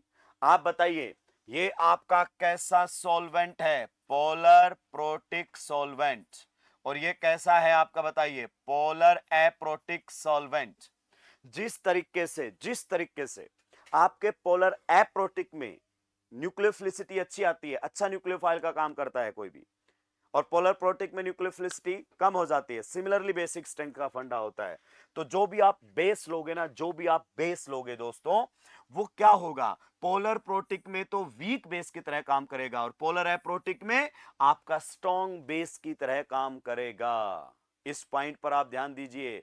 जो सॉल्वेंट की पोलरिटी है वो अफेक्ट करता है उसकी E2 रिएक्शन का रेट। तो E2 में बिल्कुल SN2 वाला ही सॉल्वेंट फेवरेबल होता है, दैट इज पोलर एप्रोटिक। तो जैसे ही आप मिथेनॉल से किस में जाओगे? डीएमएसओ में, तो रिएक्शन का जो रेट है वो बढ़ जाएगा, और ये गजब की बातें होती हैं। क्लियर? चलिए नेक्स्ट पॉइंट की तरफ चलते हैं। कहता है changing the leaving group from I- to Br-। कहता है पहले में I- था, दूसरे में Br-। Now you will tell me which one is a better leaving group, I- और Br-। I-। तो I- की जगह Br- लगाओगे तो रिएक्शन का रेट क्या हो जाएगा बताइए? रिएक्शन का रेट कम हो जाएगा, डिक्रीज हो जाएगा। क्लियर? लिविंग ग्रुप एबिलिटी पर E2 का रेट डिपेंड करता है ना। ठीक है, फिर कहता है changing the base from OH- to H2O। आइए मैं आपसे पूछना चाहता हूं OH- और H2O में से what is the basic strength order? What is the basic strength order? आप बताइए कौन बेटर बेस है? No doubt OH-। तो रेट लो एक्सप्रेशन के अंदर बेस आया है कि नहीं आया है? आया है। इसका मतलब दो बातों पर रिएक्शन का रेट डिपेंड करता है, एक तो बेस की कंसंट्रेशन पर, और दूसरा बेसिक स्ट्रेंथ पर। किस पर? बेसिक स्ट्रेंथ पर। अगर आप स्ट्रॉन्ग बेस लोगे तो आपका E2 फास्ट होगा, क्लियर, और आप वीक बेस लोगे तो E2 स्लो होगा। तो कहता है अगर OH- की जगह वाटर बेस का काम करे तो भी रिएक्शन का जो रेट है वो डिक्रीज हो जाएगा। सही बात है कि नहीं है? नेक्स्ट कहता है changing the alkyl halide from, ये आपके सामने दिया हुआ है CH3 CH2Br। कहता है इसकी बजाय अगर हम ये ले लें एल्काइल हैलाइड, यहां पर आप लोगों के सामने इस प्रकार से दो मिथाइल ग्रुप, यहां पर Br। क्लियर? कहता है अगर ये चेंज कर दें तो आप जानते हैं this is 1 degree alkyl halide and this is 2 degree alkyl halide. बताइए E2 कौन फास्ट करेगा? E2 ये वाला फास्ट करेगा। तो इसकी बजाय अगर आप ये रख लोगे तो रिएक्शन का जो रेट है वो बढ़ जाएगा। बेहतरीन क्वेश्चन था, आपके E2 के बहुत सारे कॉन्सेप्ट्स क्लियर कर दिए इस क्वेश्चन ने। क्लियर? चलिए अगले क्वेश्चन की तरफ बढ़ते हैं। Consider N E2 reaction between, चलिए E2 रिएक्शन हम कंसीडर कर लेते हैं CH3 CH2, यहां पर कौन है? Br। और साथ में अगर अपन बात करना चाहें तो ये हमारे सामने टर्सरी ब्यूटॉक्साइड ग्रुप दिया हुआ है, ये हमारे सामने ग्रुप दिया हुआ है, यहां पर O- है, साथ में कौन है? K+। ये E2 रिएक्शन है। कहता है what effect does each of the following changes have on the rate of elimination? किस पर बात कर रहा है? Rate of elimination. ए में क्या कह रहा है? ए पार्ट के अंदर the base is change to KOH। कहता है इस रिएक्शन में जो बेस है, इस रिएक्शन के अंदर जो बेस है, इस रिएक्शन के अंदर जो बेस है वो टर्सरी ब्यूटॉक्साइड है। कहता है टर्सरी ब्यूटॉक्साइड की जगह OH- ले लिया जाए तो रिएक्शन का रेट पर क्या फर्क पड़ेगा? भाई लोगों इधर आ जाओ, इधर आ जाओ। ये रिएक्शन का स्लो स्टेप है, RDS है कि नहीं है? है कि नहीं है? तो ये रेट लो एक्सप्रेशन है। तो रेट लो एक्सप्रेशन में बेस आया है, जैसे SN2 रिएक्शन का रेट, जैसे SN2 रिएक्शन का रेट आपके न्यूक्लियोफाइल की कंसंट्रेशन के साथ साथ उसकी न्यूक्लियोफिलिसिटी पर डिपेंड करता था, वैसे ही E2 रिएक्शन का रेट इसकी कंसंट्रेशन पर तो डिपेंड करेगा ही करेगा बेस की, साथ साथ उसकी बेसिसिटी पर यानी कि बेसिक स्ट्रेंथ पर भी डिपेंड करेगा। अगर स्ट्रॉन्गर बेस लोगे तो फास्टर E2 रिएक्शन आपको ऑब्जर्व होगा। ये जबरदस्त और एक्सक्लूसिव कुछ पॉइंट्स होते हैं। क्लियर? तो आइए इस क्वेश्चन को हम हैंडल करते हैं। किस प्रकार की बात करें? बताओ इन दोनों में से कौन स्ट्रॉन्ग बेस है? तो this is the order of basic strength. Basic strength. Clear? आप जानते हैं प्लस आई वाले ग्रुप बेसिक स्ट्रेंथ को बढ़ाएंगे तो ये आपका स्ट्रॉन्गर बेस होता है, ये वीकर बेस होता है। तो बताइए, अगर मैंने टर्सरी ब्यूटॉक्साइड की जगह KOH ले लिया है तो इस कंडीशन पर रिएक्शन क्या हो जाएगी? Slow down. तो रेट जो है आपका रिएक्शन का क्या हो जाएगा? रेट जो है वो डिक्रीज हो जाएगा, रिएक्शन स्लो हो जाएगी। You got the point? चलिए नेक्स्ट अगर अपन बात करना चाहें, बी पॉइंट आप लोगों के सामने है। बी कहता था alkyl halide is changed from, alkyl halide को चेंज कर दिया है। पहले में तो आपका ब्रोमाइड था, अब कौन ले लिया है? Chloride. So in this case leaving group आपका Br है और इन दिस केस लिविंग ग्रुप आपका कौन है? Cl। बेस सेम रखा है। क्लियर? तो आप बताइए which will give faster E2 reaction? तो E2 रिएक्शन इसमें फास्ट होती है। क्लियर? तो आपने क्या किया है? Cl लगा दिया है। तो आप बताइए रिएक्शन का रेट क्या हो जाएगा? अगेन रिएक्शन का रेट डिक्रीज हो जाएगा। बेहतरीन क्वेश्चन, सारे कॉन्सेप्ट क्लियर कर दिए आपके नोटबुक के। आगे बढ़ते हैं नेक्स्ट क्वेश्चन की तरफ। कहता है use curved arrows to show the movement of electrons in the following E2 mechanism, draw the structure of the transition state. सारा प्रोडक्ट वगैरह सब उसने दिया हुआ है। क्लियर? कहता है सारे एरो वगैरह प्रॉपर बता दो, ट्रांजिशन स्टेट वगैरह बता दो, क्या क्या बने हैं सारे बता दीजिए हमें। चलिए तो हम E2 रिएक्शन की तरफ बढ़ते हैं। देखो ये आपका कौन सा कार्बन है? अल्फा। मैं दूसरा कलर का पेन ले लेता हूं। Clear? So this is alpha. इनमें से कहीं से भी आप H हटाओ एक ही बात है। Clear? So this is beta carbon. अब आप बताओ E2 एलिमिनेशन कैसे होता है? ये क्वेश्चंस इधर सुनो, ये क्वेश्चन सब्जेक्टिव है, पर आप इन क्वेश्चंस को करोगे ना तो पेपर के क्वेश्चंस दो कोड़ी के नजर आएंगे, और आप अलग तरीके से केवल ऑप्शन एलिमिनेट करना सीखोगे तो ढंग का क्वेश्चन आएगा और साफ मिलेंगे हम। ठीक है? आइए तो किस प्रकार की बातें हम कर सकते हैं, बताइए। E2 रिएक्शन आपका कैसे होता है? E2 रिएक्शन आपका जो बेस आता है वो यहां से इसको हटाएगा। क्लियर? यही इलेक्ट्रॉन इधर जाएंगे और लिविंग ग्रुप यहां से हट जाएगा। ट्रांजिशन स्टेट का खेल बताइए, ट्रांजिशन स्टेट में किस प्रकार का खेला चल रहा होगा, मुझे थोड़ा सा आप यहां पर बताएंगे इस प्रकार से। क्लियर? तो ट्रांजिशन स्टेट के अंदर ये कार्बन और हाइड्रोजन बॉन्ड आपका जो है टूट रहा होगा। ये बॉन्ड आपका किससे बन रहा होगा? ये बॉन्ड जो है आपका बेस से बन रहा होगा। So there will be partial negative. और यहां पर कार्बन कार्बन में डबल बॉन्ड जो है वो डेवलप होने शुरू हो रहा होगा। लिविंग ग्रुप वहां से हट रहा होगा तो कार्बन और ब्रोमीन का बॉन्ड भी टूट रहा होगा और इस पर रहेगा partial negative charge. So this will be the transition state of the E2 reaction. थोड़ी देर बाद आप जानते हैं किस प्रकार का यहाँ पर माहौल रहने वाला है। क्लियर? ये इस प्रकार से है, अल्फा से आपका हेलोजन हट जाएगा, बीटा से आपका हाइड्रोजन हट जाएगा, डबल बॉन्ड बन जाएगा। आप बताइए बीटा H को कौन लेकर चला गया है? आपका ये RO माइनस, तो यहाँ पर H मिलेगा, और बाहर कौन निकल गया है? Br माइनस, तो यहाँ पर Br माइनस। क्लियर? तो कई बार क्या करता है E2 के कंप्लीट प्रोडक्ट पूछ लेता है, E2 रिएक्शन के कंप्लीट प्रोडक्ट्स पूछ लेता है। तो आप लोगों के सामने ये सारी बातें हो गई है। क्लियर? चलिए अगले क्वेश्चन की तरफ चलते हैं दोस्तों। कहता है predict the major product in the following E2 reaction. आप बताइए सबसे पहले, हालांकि उसने बोल दिया E2 ही करवाना है, बोल दिया उसने, अच्छी बात नहीं तो हमें सोचना पड़ता। ठीक है, वैसे अगर हम सोचते तो आप बताइए कौन सा एल्काइल हैलाइड है? 2 degree alkyl halide, 2 degree alkyl halide and 2 degree alkyl halide RO minus के साथ क्या देता है? एलिमिनेशन। इधर सुन लो मेरी बात को, अगर आपका RX कैसा है? 2 डिग्री, और कैसा है? 3 डिग्री, और रिएक्शन किसके साथ करवा रहे हो? RO माइनस के साथ, तो E2 से ही आपका कैसा प्रोडक्ट आता है? मेजर। E2 से ही कैसा प्रोडक्ट आता है? मेजर प्रोडक्ट आता है। अपने दिमाग में ये बातें उतार लो। RO माइनस में फिर वो मिथॉक्साइड आयन हो, इथॉक्साइड आयन हो या कोई दूसरा हो, उससे कोई फर्क पड़ने वाला नहीं है। मेजर प्रोडक्ट E2 से आएगा। क्लियर? और यहां तो साफ बोल दिया E2 करवाना है। तो बताओ E2 कैसे होता है? अल्फा से हेलोजन, बीटा से हाइड्रोजन, तो we have choice of beta hydrogen. बिल्कुल सही बात है, हम यहां से भी H हटा सकते हैं, यहां पर H मौजूद है क्या? और यहां से भी हटा सकते हैं। सो एक बीटा और एक बीटा डैश, E2 का प्रोडक्ट बनाए, अल्फा से हेलोजन, बीटा डैश से हाइड्रोजन, तो हमारे सामने जो प्रोडक्ट बनकर आएगा वो कुछ इस प्रकार से बनकर आएगा। क्लियर? हमने क्या किया है? अल्फा से हेलोजन, बीटा डैश से हाइड्रोजन हटाया है, ये एल्कीन बनेगी। प्लस अगर अपन बात करना चाहें, अल्फा से हेलोजन और बीटा से अगर हम हाइड्रोजन हटाते तो हमारे सामने जो एल्कीन बनेगा वो कुछ इस प्रकार का बनेगा। क्लियर? ये हमारे सामने प्रोडक्ट बनेंगे। ये जो आपकी एल्कीन है ये लेस स्टेबल है, this alkene is less stable, और ये जो आपकी एल्कीन है ये कैसी है? मोर स्टेबल है। कैसी है? मोर स्टेबल है। और आप जानते हैं मोर स्टेबल एल्कीन ही मेजर प्रोडक्ट होता है किसका? E2 रिएक्शन का। More stable alkene will be the major product in E2 reaction. याद है ना? मोर स्टेबल बोल दो। ये वाली जो आपकी एल्कीन है ये कैसी है बताओ? Less substituted, less substituted. और ये वाले जो आपके एल्कीन है ये कैसी है? मोर सब्स्टिट्यूटेड, मोर सब्स्टिट्यूटेड। आप अच्छे से जानते हैं। और मोर सब्स्टिट्यूटेड को हम कौन सी एल्कीन बोलते हैं?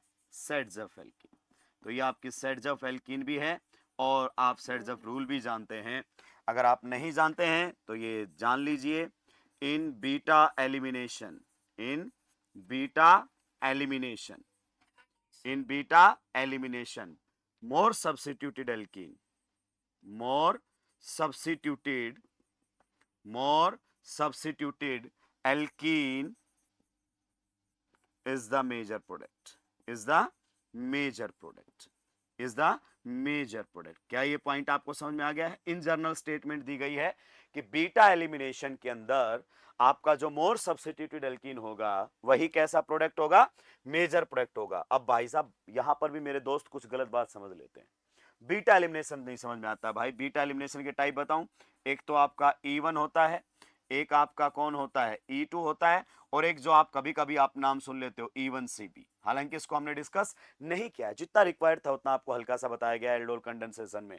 कहता है इनकी बात कर रहा है, इनमें मेजर प्रोडक्ट जो आपका बनेगा इन जनरल वो मोर सब्स्टिट्यूटेड एल्कीन बनेगा, मतलब जिसमें अल्फा हाइड्रोजन ज्यादा होंगे। आप काउंट कर सकते हैं इसमें। अगर हम अल्फा H काउंट करने लगे तो यहां पर बताइए कितने हो गए? 2 अल्फा हाइड्रोजन। इधर अगर अपन बात करना चाहें तो कितने हो गए? 2 और 2 4 अल्फा हाइड्रोजन। यहां पर अगर अपन बात करना चाहें तो यहां पर 6 अल्फा हाइड्रोजन, और यहां पर आपके अल्फा हाइड्रोजन क्या होंगे? कम। तो जहां पर डबल बॉन्ड पर ज्यादा अल्काइल ग्रुप लगे होते हैं, यानी कि जहां ज्यादा अल्फा हाइड्रोजन होते हैं, उसे मोर सब्स्टिट्यूटेड एल्कीन का नाम दिया जाता है। तो इससे आपको पूरा E2 रिवाइज हो गया है क्वेश्चंस के थ्रू। चलिए अगले की तरफ चलते हैं। What alkenes are formed from each alkyl halide by an E2 reaction? Use Sedgwick rule to predict the major product. अभी बता दिया ना Sedgwick rule। बीटा एलिमिनेशन में मेजर प्रोडक्ट कौन सा होता है बताइए?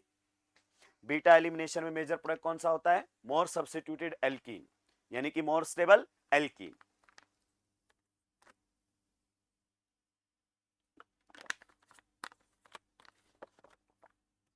चलिए इसमें हम बात कर लेते हैं। E2 करवाना साहब बोल दिया। This is alpha and this carbon is beta and this carbon is beta dash. You have choice of beta hydrogens. Clear? तो हम कौन कौन सी एल्कीन बना सकते हैं? हम अल्फा से हेलोजन हटाएंगे, बीटा से हाइड्रोजन हटाएंगे। पहली एल्कीन हमारे सामने जो बन सकती है, पहली एल्कीन जो हमारे सामने बन सकती है वो ये बनेगी। अल्फा से हेलोजन, बीटा से हाइड्रोजन, प्लस अगर अपन बात करना चाहें अल्फा से हेलोजन बट बीटा डैश से हाइड्रोजन, ये हमारे सामने एल्कीन बनेगी। अब देखो ये वाली एल्कीन आपकी मोर सब्स्टिट्यूटेड है। क्या है? मोर सब्स्टिट्यूटेड। और मोर सब्स्टिट्यूटेड एल्कीन ही नॉर्मली क्या होती है आपकी? More stable. सही बात है कि नहीं है? More stable. और आपका सेड्जफ रूल ये कहता है फिर यही आपका बीटा एलिमिनेशन का मेजर प्रोडक्ट भी रहेगा। क्या ये पॉइंट आपको क्लियर हुआ? बहुत सारे दोस्तों को दिक्कत होती है मोर सब्स्टिट्यूटेड का मतलब क्या है भाई? ये कार्बन कार्बन डबल बॉन्ड पर बताओ इधर कितना एल्काइल ग्रुप लगा हुआ है? एक, और एक इधर, 2 एल्काइल ग्रुप लगे हैं। पर इस कार्बन कार्बन डबल बॉन्ड पर देखो एक मिथाइल ये लगा हुआ, दूसरा मिथाइल ये लगा हुआ, और एक इथाइल ग्रुप ये लगा हुआ। तो इस डबल बॉन्ड पर 3 एल्काइल ग्रुप हैं और इस डबल बॉन्ड पर 2 एल्काइल ग्रुप हैं। तो जहां डबल बॉन्ड पर ज्यादा नंबर ऑफ एल्काइल ग्रुप होते हैं वो मोर सब्स्टिट्यूटेड एल्कीन आपकी कहलाती है। क्या ये पॉइंट आपको क्लियर हो गया? चलिए नेक्स्ट वाले में अगर अपन बात करना चाहें फिर से E2 की बात करनी है। So this carbon is alpha, clear? This carbon is beta, this carbon is, अगर अपन बात करना चाहें, beta dash, and this carbon is beta double dash. ध्यान से देखना दोस्त इसमें ना। चलिए एल्कीन बनाना शुरू कर दे। बिल्कुल सही। सबसे पहली एल्कीन अल्फा से हेलोजन, बीटा से हाइड्रोजन। पहली एल्कीन अगर अपन बनाना चाहें तो हमारे सामने कुछ इस प्रकार से बनेगी। ये हमारे सामने, तो अल्फा से तो हटा दिया है हमने हेलोजन, क्लियर, और बीटा से हटा दिया है हाइड्रोजन। दूसरा अगर अपन बात करें अल्फा से हेलोजन, बीटा डैश से हाइड्रोजन, यहां पर हाइड्रोजन है कि नहीं है? है। यहां पर भी बताइए हाइड्रोजन है कि नहीं है? है, क्योंकि कितने बॉन्ड बने हुए? 1 2 3, तो चौथा हाइड्रोजन ही होगा। तो अब जो आप लोगों के सामने दोस्त एल्कीन बनकर आएगी वो कुछ इस तरीके से रहेगी। क्लियर, यहां पर अगर अपन बात करना चाहें ये डबल बॉन्ड बन जाएगा। ठीक है, फिर से अगर अपन बात करना चाहें तो अल्फा से हेलोजन और बीटा डबल डैश से हाइड्रोजन, तो आपकी जो एल्कीन बनेगी वो कुछ इस प्रकार से भी बन सके। ये एल्कीन भी आपके सामने बनेगी। अब बताइए इस एल्कीन में सबसे ज्यादा मोर सब्स्टिट्यूटेड एल्कीन कौन सी है? तो यही एल्कीन आपकी मोर सब्स्टिट्यूटेड है और यही मोर स्टेबल है। So this is going to be the major product of this reaction. ठीक है, अच्छा मैं एक बात आपसे पूछ लेता हूं, मान लो इसका परसेंटेज x% बना होगा रिएक्शन में, इसका परसेंटेज y% बना होगा और इसका परसेंटेज z% बना होगा, तो आप बता सकते हैं क्या रहेगा order decreasing x y z का? तो सबसे ज्यादा बनेगा x, फिर बनेगा y और फिर बनेगा z। जो एल्कीन जितनी ज्यादा स्टेबल होगी उतनी ही अमाउंट में ज्यादा बनेगी E2 के अंदर। You got the point. आइए नेक्स्ट क्वेश्चन पर चलते हैं दोस्तों, कहीं कोई दिक्कत आपत्ति परेशानी आपको नहीं होनी चाहिए। So this carbon is alpha, clear, this is beta, again we have choice of beta hydrogen and this is beta dash। ठीक है, अब बताइए कौन कौन सी एल्कीन आप यहां पर बना सकते हैं। सबसे पहले अल्फा से हेलोजन, बीटा से हाइड्रोजन हटा दो, तो हमारे सामने जो एल्कीन बनेगी, कार्बन ध्यान रखना ना भाई, हमारे सामने जो एल्कीन बनेगी वो ये बनेगी। ठीक है, फिर से अगर अपन बात करना चाहें प्लस अल्फा से आपका हेलोजन, बीटा डैश से हाइड्रोजन, तो यहां पर आपके सामने दो एल्कीन बन सकती है। यहां पर आपके सामने कितनी एल्कीन बन सकती हैं? दो एल्कीन बन सकती हैं। एक तो ये बन सकती है जिसमें आपका डबल बॉन्ड किसमें रहेगा? ट्रांस में। प्लस आपकी एक और एल्कीन बन सकती है जिसमें आपका डबल बॉन्ड किसमें रहेगा बताइए? सिस में।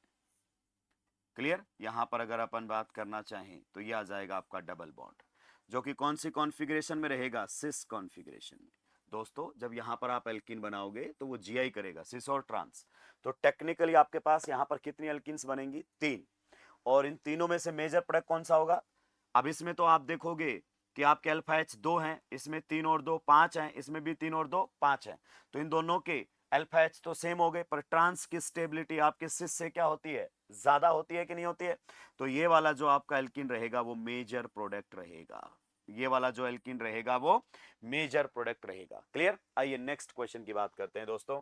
This is alpha, clear, this is beta and this is beta dash. अगर मैं E2 करवाऊंगा तो दोस्तों देखो बीटा कार्बन पर तो हाइड्रोजन ही नहीं है, तो यहां से तो E2 हो ही नहीं सकता।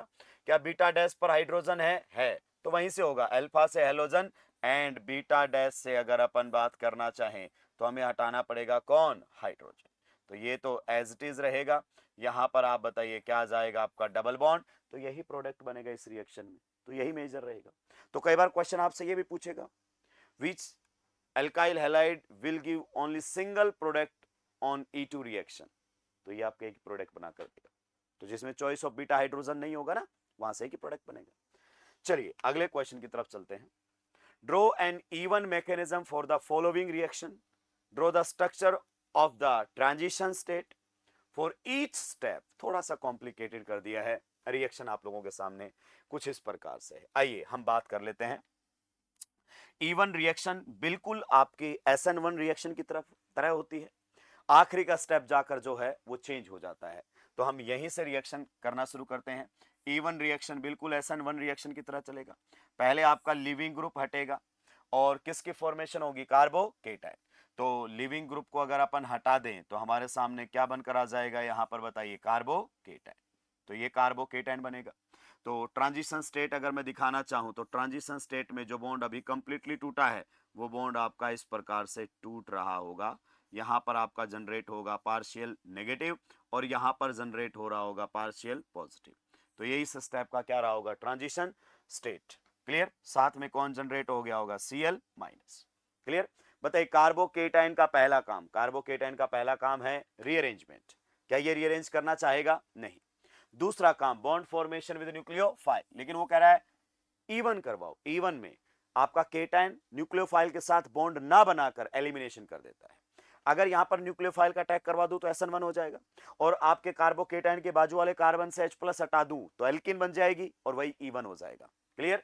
तो आप बताइए, यहां पर डबल बॉन्ड बना हुआ है तो आपका यहां से H हटा होगा, तो रिएक्शन अब आप करवा रहे हैं किसके साथ? मीथेनॉल के साथ। किसके साथ? मीथेनॉल के साथ। किस प्रकार से रिएक्शन हो रही होगी? ये यहां से आपका H+ हटा रहा होगा, ये जो आपका है बॉन्ड इधर आ रहा होगा, डबल बॉन्ड की फॉर्मेशन हो रही होगी। तो ट्रांजिशन स्टेट को अगर मैं दिखाना चाहूं तो किस प्रकार से दिखा सकता हूं? देखिए, यहां पर जो आपका हाइड्रोजन का बॉन्ड है वो यहां से टूट रहा होगा। क्लियर? ये जो बॉन्ड है आपका किसके साथ बन रहा होगा? ये इसमें ऑक्सीजन के साथ बन रहा होगा। ये इलेक्ट्रॉन दे रहा होगा तो पार्शियल पॉजिटिव चार्ज आ रहा होगा। यहाँ पर आपके डबल बॉन्ड की फॉर्मेशन हो रहेगी, कंप्लीट नहीं बना है तो फुल नहीं, पार्शियल चार्ज रहेगा। तो इस प्रकार से ये ट्रांजिशन स्टेट रहेगी। और फाइनल प्रोडक्ट के अंदर अगर अपन बात करना चाहें तो यहाँ पर आपका डबल बॉन्ड बनकर आ गया है, साथ में बन गया है CH3OH2+, क्योंकि उसने H+ को एक्सेप्ट कर लिया है। क्लियर? तो ये आपके सामने उसने बोला ही E1 करवाने के लिए है, तो मैंने E1 करवा दिया है। इससे आपको थोड़ा आइडिया लगा कि E1 रिएक्शंस किस प्रकार से होती है। Next question, what alkene are formed from each alkyl halide by E1 reaction? use अगर अपन बात करना चाहें Saytzeff rule to predict the major product. अब E1 करवाओ, टेक्निकली ये कह रहा है। तो E1 कैसे होता है? बिल्कुल SN1 की तरह, आखिरी स्टेप अलग होगा। E1 करवाने के लिए सबसे पहले आप लिविंग ग्रुप को हटा दीजिए। लिविंग ग्रुप हटा दिया। बताइए, अगर हमने लिविंग ग्रुप को हटा दिया तो किसकी फॉर्मेशन हो जाएगी? कार्बोकेटाइन। कार्बोकेटाइन का पहला काम, आप बताइए, कार्बोकेटाइन का पहला काम रीअरेंजमेंट। क्या ये कार्बोकेटाइन आपका रीअरेंज करना चाहेगा? नहीं।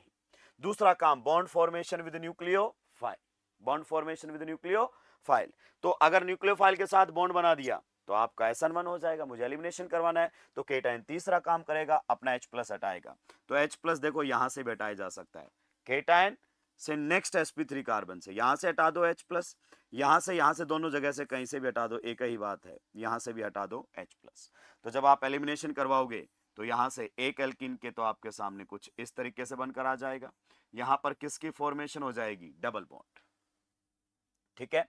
फिर से अगर अपन बात करना चाहें तो आप यहां से भी हटा सकते हो, यहां से H+ हटाओगे तो एक एल्कीन आप लोगों के सामने जो है वो कुछ इस प्रकार से बनकर आएगी। क्लियर? यहां पर बन जाएगा डबल बॉन्ड। क्लियर?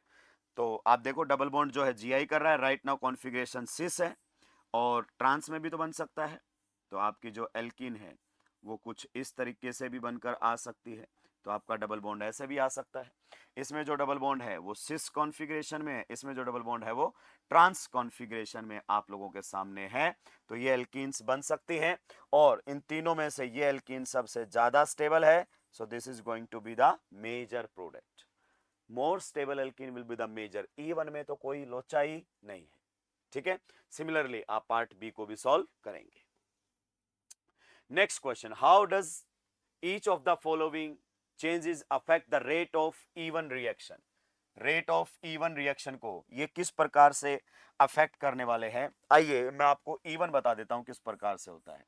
मान लीजिए हमारे सामने एक 3 डिग्री एल्काइल हैलाइड है, तो सबसे पहले E1 में क्या होता है? लिविंग ग्रुप को हटा दीजिए। लिविंग ग्रुप को हटा दीजिए, कार्बोकेटाइन बना दीजिए, just like your SN1 reaction. So this is your slow step. Clear?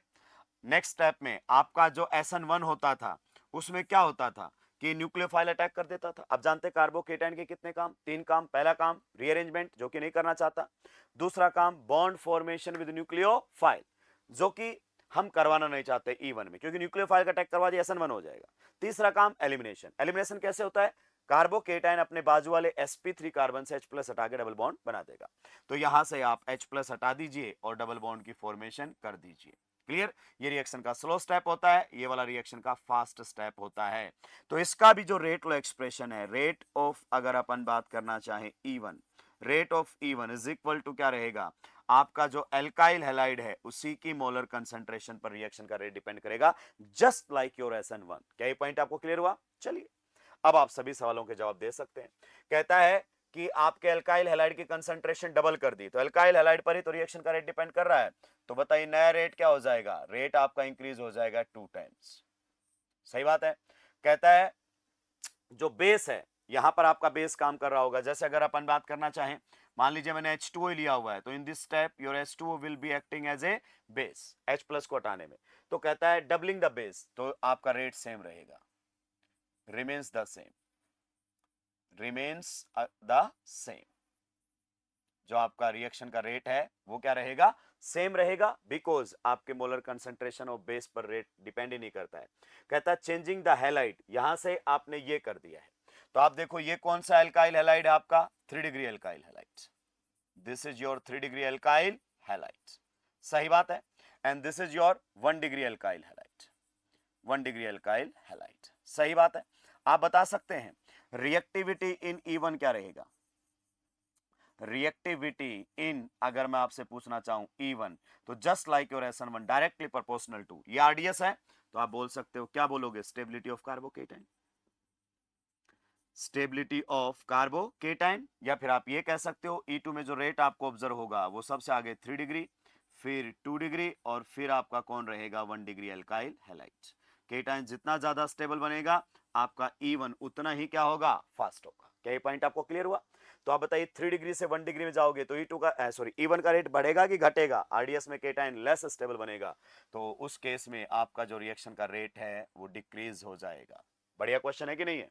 Next, changing the leaving group Cl minus से Br माइनस, तो क्या आपका E1 रिएक्शन का रेट लिविंग ग्रुप एबिलिटी पर डिपेंड करता है? जी हाँ, ये रहा लिविंग ग्रुप, RDS में बाहर निकल रहा है, तो कहता है Cl माइनस की जगह Br माइनस कर दिया जाए, मतलब यहां पर Cl की जगह Br कर दिया जाए तो रेट बढ़ जाएगा, because Br minus better leaving group, तो रिएक्शन का रेट इंक्रीज हो जाएगा। कहता है चेंजिंग द सॉल्वेंट DMSO से आपका ये कर दिया जाए। आप बताइए E1 is just like your SN1, यहां पर जो RDS में कार्बन हेलोजन बॉन्ड टूटा है उसमें आपका सॉल्वेंट का बहुत इंपॉर्टेंट रोल है। You know there is partial positive, there is partial negative, तो सॉल्वेंट की जो पोलैरिटी है ना उसका बहुत इंपॉर्टेंट रोल है। तो ये आपका जो सॉल्वेंट है ये कैसा है, पोलर, अगर अपन बात करना चाहें एप्रोटिक सॉल्वेंट, बट ये जो आपका सॉल्वेंट है वो है पोलर प्रोटिक सॉल्वेंट। क्या ये पॉइंट सही है कि नहीं है? बिल्कुल सही पॉइंट है। अगर मैं आपसे पूछना चाहूं SN1 होता तो आप किसको प्रेफरेंस देते? डेफिनेटली पोलर प्रोटिक को, तो ये भी तो SN1 की तरह यहां पर मामला हो रहा है। तो अगर आप पोलर एप्रोटिक से पोलर प्रोटिक में जाओगे तो रिएक्शन का रेट इंक्रीज हो जाएगा।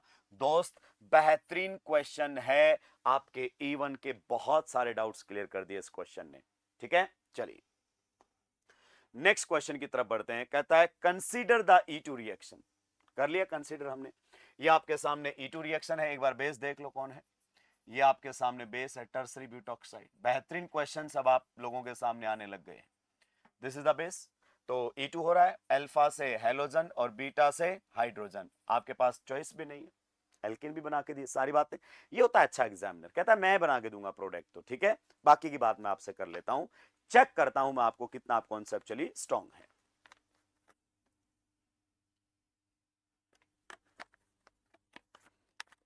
ठीक है, आइए दोस्त, कहता है draw the byproducts of these reaction and use curved arrow to show the movement of electrons. कहता है एक तो बाई प्रोडक्ट बताइए इस रिएक्शन में क्या रहा होगा, और एरो वगैरह बनाइए, तो इसी में बना दो एरो। तो ये जो आपका बेस है वो कहां पर अटैक करेगा, बीटा हाइड्रोजन पर, ये आपका इधर चला जाएगा और यहां से कौन निकल जाएगा, Br माइनस। तो देखो एल्कीन तो उसने बना कर दिए, अच्छी बात है, साथ में बाई प्रोडक्ट मतलब साइड प्रोडक्ट, ये आपका H प्लस एक्सेप्ट कर लेगा दोस्त, तो आप लोगों के सामने ये बनकर आ जाएगा। जब आपके बेस ने बीटा कार्बन से H प्लस को खाया तो ये बनेगा, और आपका लिविंग ग्रुप बाहर निकल गया तो बाहर निकलेगा Br माइनस। तो पहले वाला क्वेश्चन आपका कंप्लीट हुआ। बेहतरीन क्वेश्चंस हैं ये, बेहतरीन क्वेश्चंस, आप समझिए इसको, सब्जेक्टिव क्वेश्चंस, फिर आपके ऑब्जेक्टिव दो ही कोड़े के नजर आएंगे। नेक्स्ट कहता है what happens to the reaction rate, बात कर रहा है rate, with each of the following changes, ये चेंज करने वाला है रिएक्शन में और आपको बताना है रेट पर क्या फर्क पड़ेगा। सबसे पहले the solvent is changed to DMF। आप बताओ सॉल्वेंट कौन है, ये आपके सामने रिएक्शन का कौन है, solvent, so this is alcohol, this is alcohol. सही बात है कि नहीं है? बिल्कुल सही बात है। तो ये अल्कोहल का मतलब कौन सा सॉल्वेंट है, पोलर प्रोटिक सॉल्वेंट। और DMF आप जानते हैं ना, डाई मिथाइल, अगर अपन बात करना चाहें फॉर्मामाइड, ठीक है, तो DMF आपका कर दिया गया है विच इज पोलर एप्रोटिक।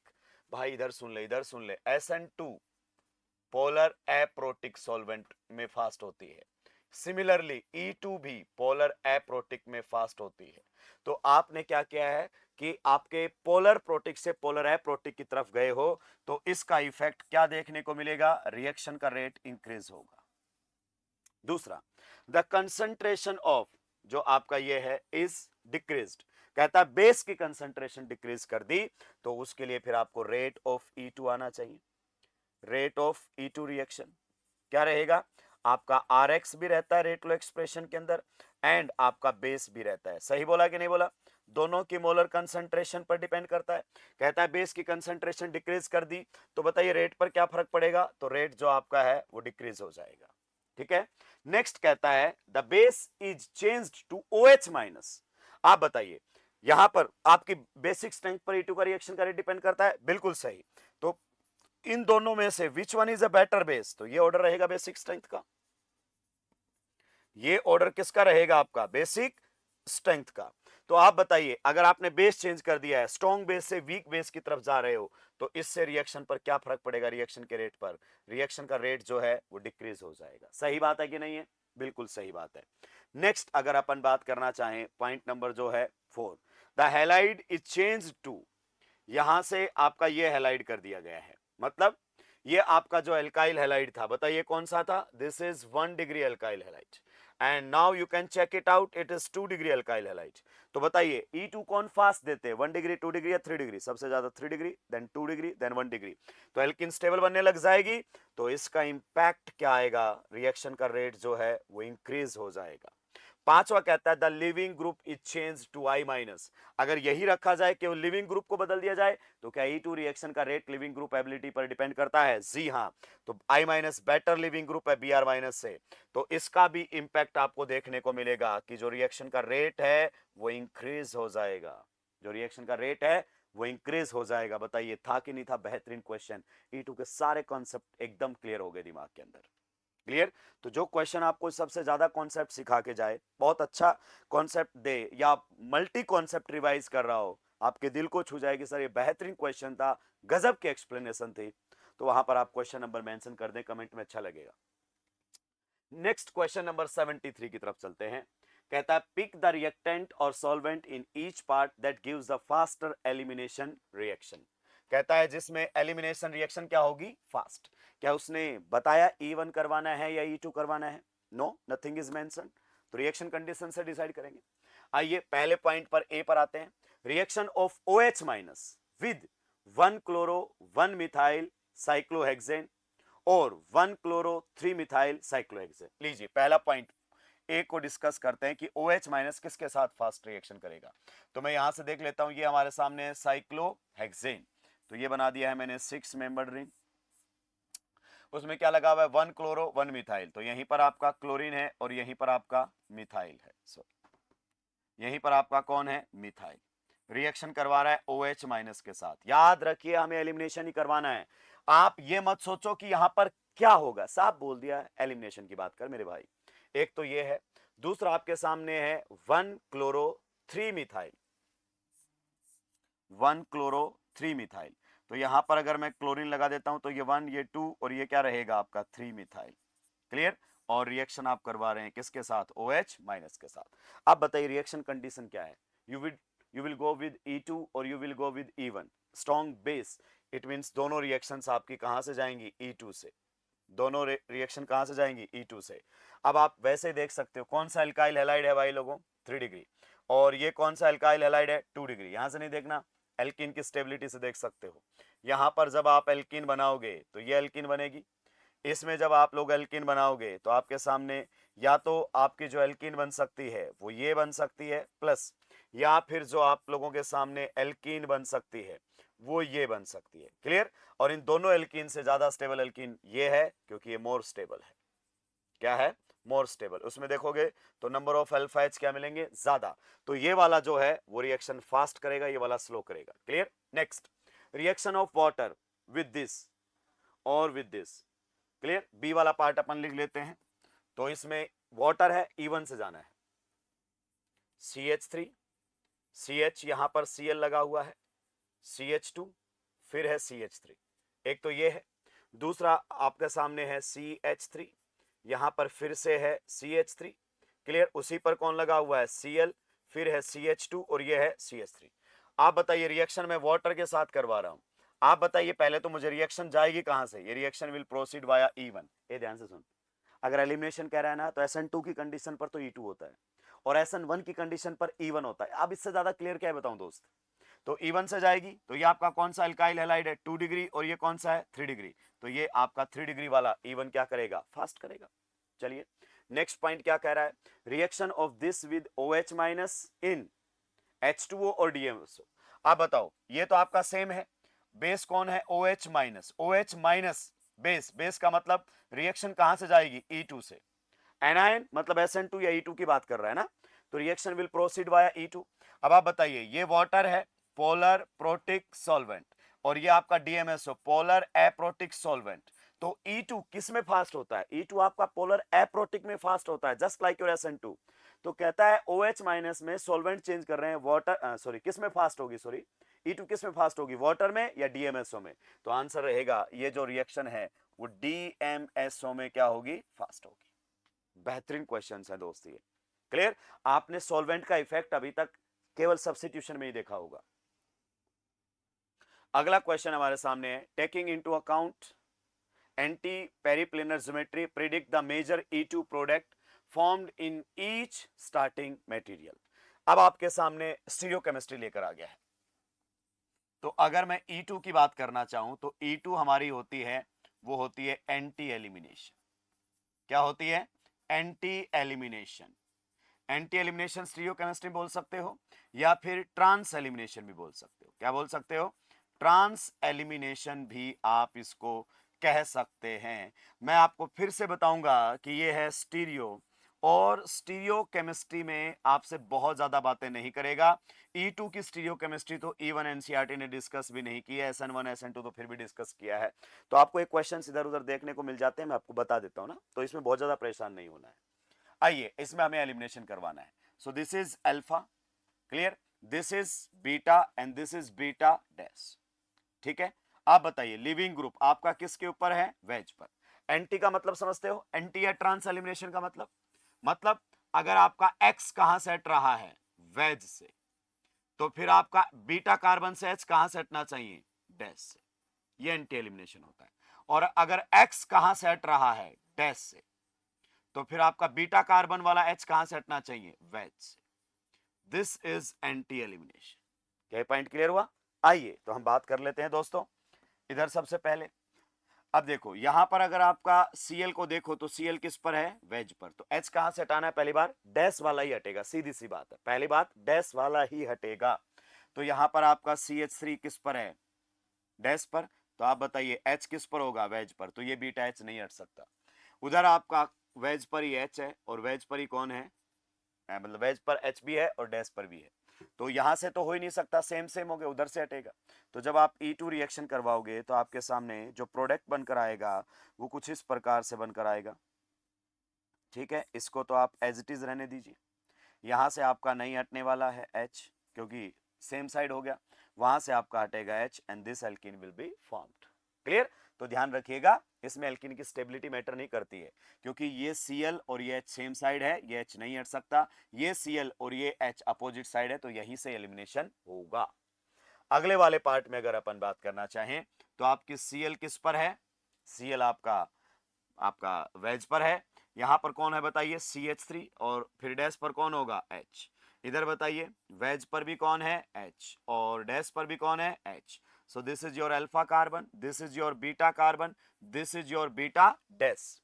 अब इसमें दोनों साइड से एलिमिनेशन हो सकता है, समझिए, दोनों साइड से जो है वो एलिमिनेशन आपको देखने को मिल सकता है। यहां से ये कहां से हट रहा है, वेज से, और ये H भी हट सकता है डैश से। तो पहला जो आपके सामने एल्कीन बन जाएगा वो कुछ इस तरीके से आप लोगों के सामने बनकर आ जाएगा, क्लियर। और आपका अल्फा से हेलोजन, बीटा से हाइड्रोजन हटा दिया, डबल बॉन्ड बना दिया, एक तो आपके सामने ये बनेगा।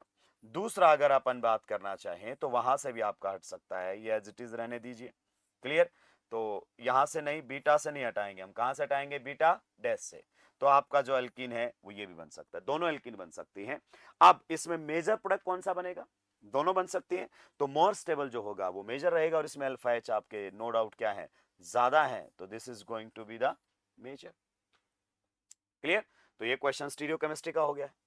अगले क्वेश्चन की तरफ आते हैं, कहता है draw the products formed when each dihalide is treated with excess of किसके साथ, NaNH2, यानी कि सोडामाइड के साथ आपका जो है वो रिएक्शन करवाई गई है। NH2 माइनस आप सभी जानते हैं, NH2 minus strong base and it is non for elimination, it is non for elimination. सही बात है कि नहीं है? बिल्कुल सही। तो आप जानते हैं लगातार 2 बार एलिमिनेशन करवाएगा। एक क्वेश्चन करवा दूं, बाकी क्वेश्चन सेम तरीके से करोगे। तो सबसे पहले देखो यहां पर इस प्रकार से है, NH2 माइनस आएगा, ये करेगा अटैक, एक Cl निकलेगा बाहर, खटैक। तो रिएक्शन जो है वो आपकी कुछ इस प्रकार से होती हुई चलेगी। तो यहां से आपने एक Cl हटा दिया है, डबल बॉन्ड बना दिया है। ठीक है, चलिए अब फिर से मैं एलिमिनेशन करवाऊंगा NH2 माइनस।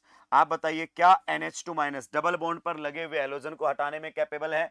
बिल्कुल सही। फिर से करेगा अटैक, ये इधर जाएगा और ये यहां से हट जाएगा। So there will be formation of triple bond. Clear? तो यहां पर आप लोगों के सामने ट्रिपल बॉन्ड की फॉर्मेशन हो जाएगी। क्लियर? रिएक्शन एक बार और आगे भी जा सकती है, क्योंकि आप जानते हैं कि यहां पर टर्मिनल अल्काइन है, सो एसिड बेस रिएक्शन भी हो सकती है। आपने एक्सेस में दिया है तो रिएक्शन फिर से होगी, ये है प्लस और ये है माइनस, एनायन का पहला काम deprotonation. So this will be the final product in this chemical reaction, ammonia बन जाएगा। ध्यान रखिए रिएक्शन बिल्कुल सही जा रही है। रिएक्शन जो आपकी है वो जा रही है स्ट्रॉन्ग एसिड से वीक एसिड की तरफ, तो रिएक्शन स्पॉन्टेनियस है। पक्का? चलिए चलो एक और सोल्व कर देता हूं, फिर आपको चीजों में क्लियरिटी आ जाएगी। तो किस प्रकार से हम बातें करेंगे, ये हमारे सामने दिया हुआ है कुछ इस प्रकार से। तो यहां पर भी हमारे सामने H है, रिएक्शन सबसे पहले हम करवा रहे हैं किसके साथ, NaNH2 के साथ। Clear? Na plus NH2 minus. तो किस प्रकार की रिएक्शन होगी, ये यहां से H को हटाएगा, ये इधर जाएगा और यहां से Br हट जाएगा। So there will be formation of, अगर अपन बात करना चाहें, there will be formation of double bond. तो यहां पर आपका Br बचेगा, क्लियर, और वहां पर आपका H बचेगा। आप बताइए क्या NH2 माइनस डबल बॉन्ड पर लगे हुए हैलोजन को हटाने में कैपेबल है? जी हाँ, ये फिर से एलिमिनेशन करवाएगा और आपका ट्रिपल बॉन्ड की फॉर्मेशन हो जाएगी। किसकी फॉर्मेशन हो जाएगी? ट्रिपल बॉन्ड की फॉर्मेशन हो जाएगी। और ट्रिपल बॉन्ड की फॉर्मेशन मतलब एल्काइन। तो फिर से एक बार रिएक्शन हो जाएगी, कौन सी reaction? Acid base, NH2 minus, anion का पहला काम डीप्रोटोनेशन। तो फाइनली जो आप लोगों के सामने प्रोडक्ट बनकर आएगा, तो फाइनल प्रोडक्ट आप लोगों के सामने कुछ इस प्रकार से बनेगा। कितने मोल लग गए इसके अंदर? 3 मोल आपके जो हैं वो कंज्यूम हो जाएंगे। तो मैंने आपको बताया था ना कि आपका ये कौन सा है, जेमिनल, और ये कौन सा है, vicinal. So in case of vicinal and geminal, dihalides NH2 minus alkyne की फॉर्मेशन करता है। जैसे अगर मैं बात करना चाहूं तो इसमें कितने मोल लगेंगे, आप मुझे बता सकते हैं इसके अंदर कितने मोल लगेंगे NaNH2 के? तो इसमें मात्र 2 मोल लगेंगे। इसमें मात्र कितने मोल लगेंगे? 2 मोल, क्योंकि इसमें टर्मिनल अल्काइन नहीं बन रही ना। इसमें कितने मोल लगे NH2 माइनस के? 3, 2 एलिमिनेशन में, 1 एसिड बेस में। इसमें भी कितने लगे? 3, 2 एलिमिनेशन में, 1 एसिड बेस में। तो इसमें एलिमिनेशन ही होगा, एसिड बेस होगा ही नहीं, टर्मिनल अल्काइन बनेगी नहीं। तो ये बढ़िया क्वेश्चन आपके सामने है। कहां पर दिया हुआ है? प्रिपरेशन मेथड ऑफ, अगर अपन बात करना चाहें, एल्काइंस। चलिए नेक्स्ट अगर अपन बात करें, क्वेश्चन नंबर 76 है, predict the major product of each of the following reactions and draw a mechanism showing their formation। तो हम मैकेनिज्म की बात तो नहीं करेंगे, लेकिन हम रिएक्शन की बात कर लेंगे। तो इस क्वेश्चन रिएक्शन में क्या इन्वॉल्व है? E2 रिएक्शन का अगर अपन बात करना चाहें तो स्टीरियोकेमिस्ट्री है। क्या है? E2 रिएक्शन का स्टीरियोकेमिस्ट्री। सर आप हमें बता दीजिए क्या E2 रिएक्शन का स्टीरियोकेमिस्ट्री एनसीईआरटी ने दिया है? तो मेरा रिप्लाई है नहीं, लेकिन आपको एक क्वेश्चन अलग अलग जगह देखने को मिल सकते हैं, तो कर लेते हैं, कोई बड़ी बात नहीं। इतना तो हमें मालूम ही है कि जो E2 रिएक्शन है वो ट्रांस एलिमिनेशन है। E2 रिएक्शन का स्टीरियोकेमिस्ट्री कौन सा होता है? Anti elimination. ठीक है, ये हमारे सामने रहेगा एंटी एलिमिनेशन। तो आइए बात कर लेते हैं किस प्रकार की बातें यहां पर हमारे सामने हो सकती हैं। ये देखो, इसको थोड़ा सा ठीक से लिखो, इसका मतलब है ये टर्सरी ब्यूटॉक्साइड है। क्या है? Potassium tertiary butoxide. और आप समझिए this is a bulky base. क्या है ये आपके लोग सामने? बल्की बेस। और बल्की बेस बताओ E2 रिएक्शन में कौन सा हाइड्रोजन हटाता है? लेस हिंडर्ड हाइड्रोजन हटाता है। सबसे पहले तो ये मालूम होना चाहिए। दूसरा पॉइंट, रिएक्शन की स्टीरियोकेमिस्ट्री से भी हमें बातें करनी पड़ेंगी। तो ये कार्बन हमारे पास कौन सा है? Alpha carbon. तो बताइए Cl कहां पर लगा हुआ है आपका? वेज पर। यहां पर कौन है? CH3। यहां पर डैश पर CH3 है। तो बताइए हाइड्रोजन कहां पर होगा आपका? वेज पर। तो क्या E2 में यहां से H हटाया जा सकता अगर मैं इसको बीटा कार्बन बोल दूं? तो जवाब है नहीं हट सकता, क्योंकि E2 एक एंटी एलिमिनेशन है। एल्किन की स्टेबिलिटी बाद में देखो, पहले बनेगा कि नहीं बनेगा वो तो देखो। तो ये नहीं हट सकता। अगर ये वेज से हट रहा है तो H डैश से हटना चाहिए। तो ये आपके किसी काम का नहीं है। उधर बात कीजिए, यहां पर भी तो बीटा डैश हो सकता है।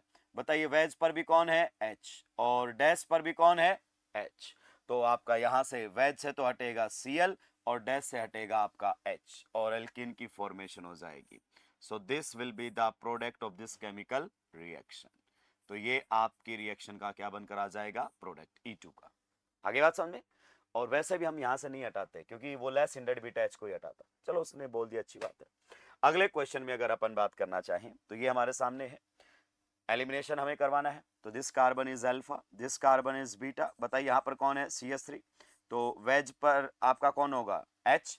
दोनों सेम साइड, तो इस बीटा कार्बन से नहीं हटाएंगे। बीटा डैश की तरफ चलो, तो यहां पर वेज पर भी H है, डैश पर भी H है। कुछ भी नहीं है तो दोनों H होंगे, एक वेज पर और एक डैश पर।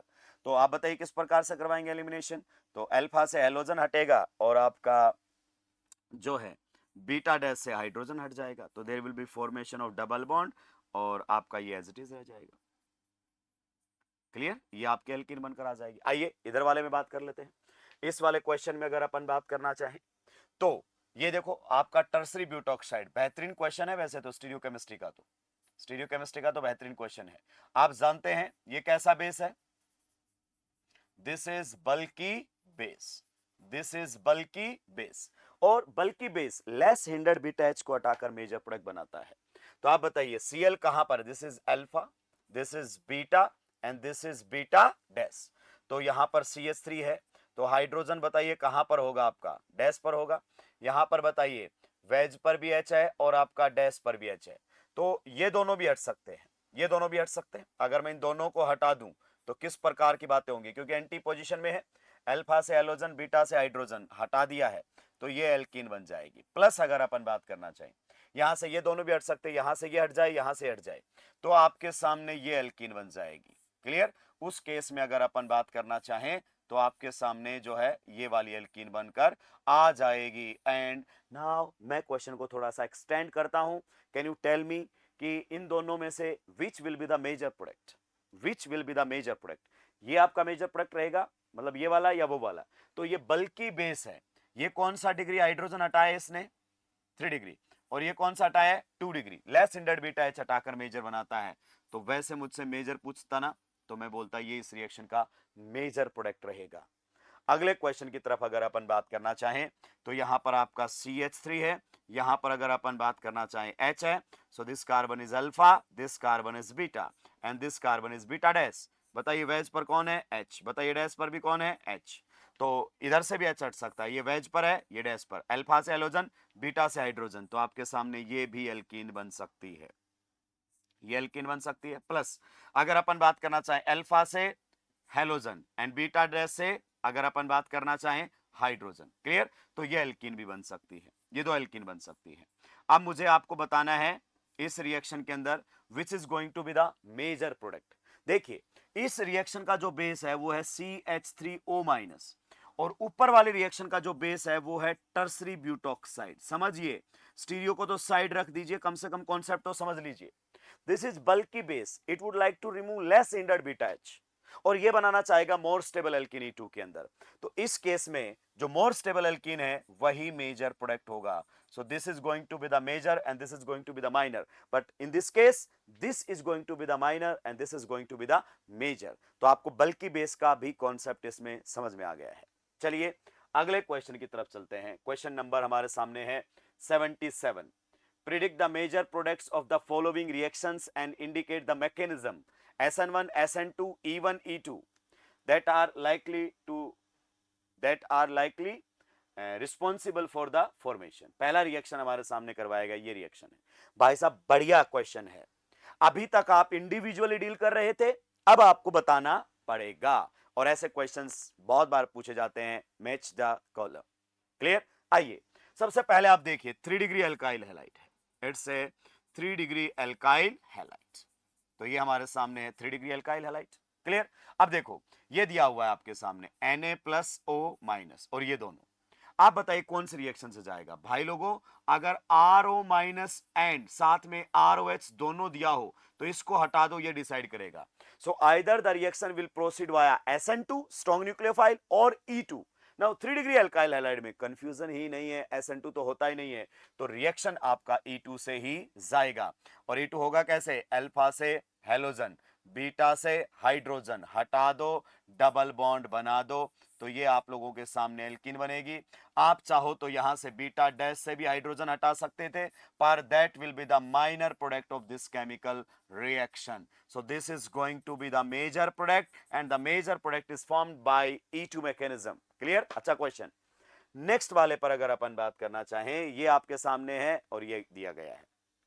आप बताइए, समझिए इस क्वेश्चन को, समझिए, आपको क्लियरिटी आएगी।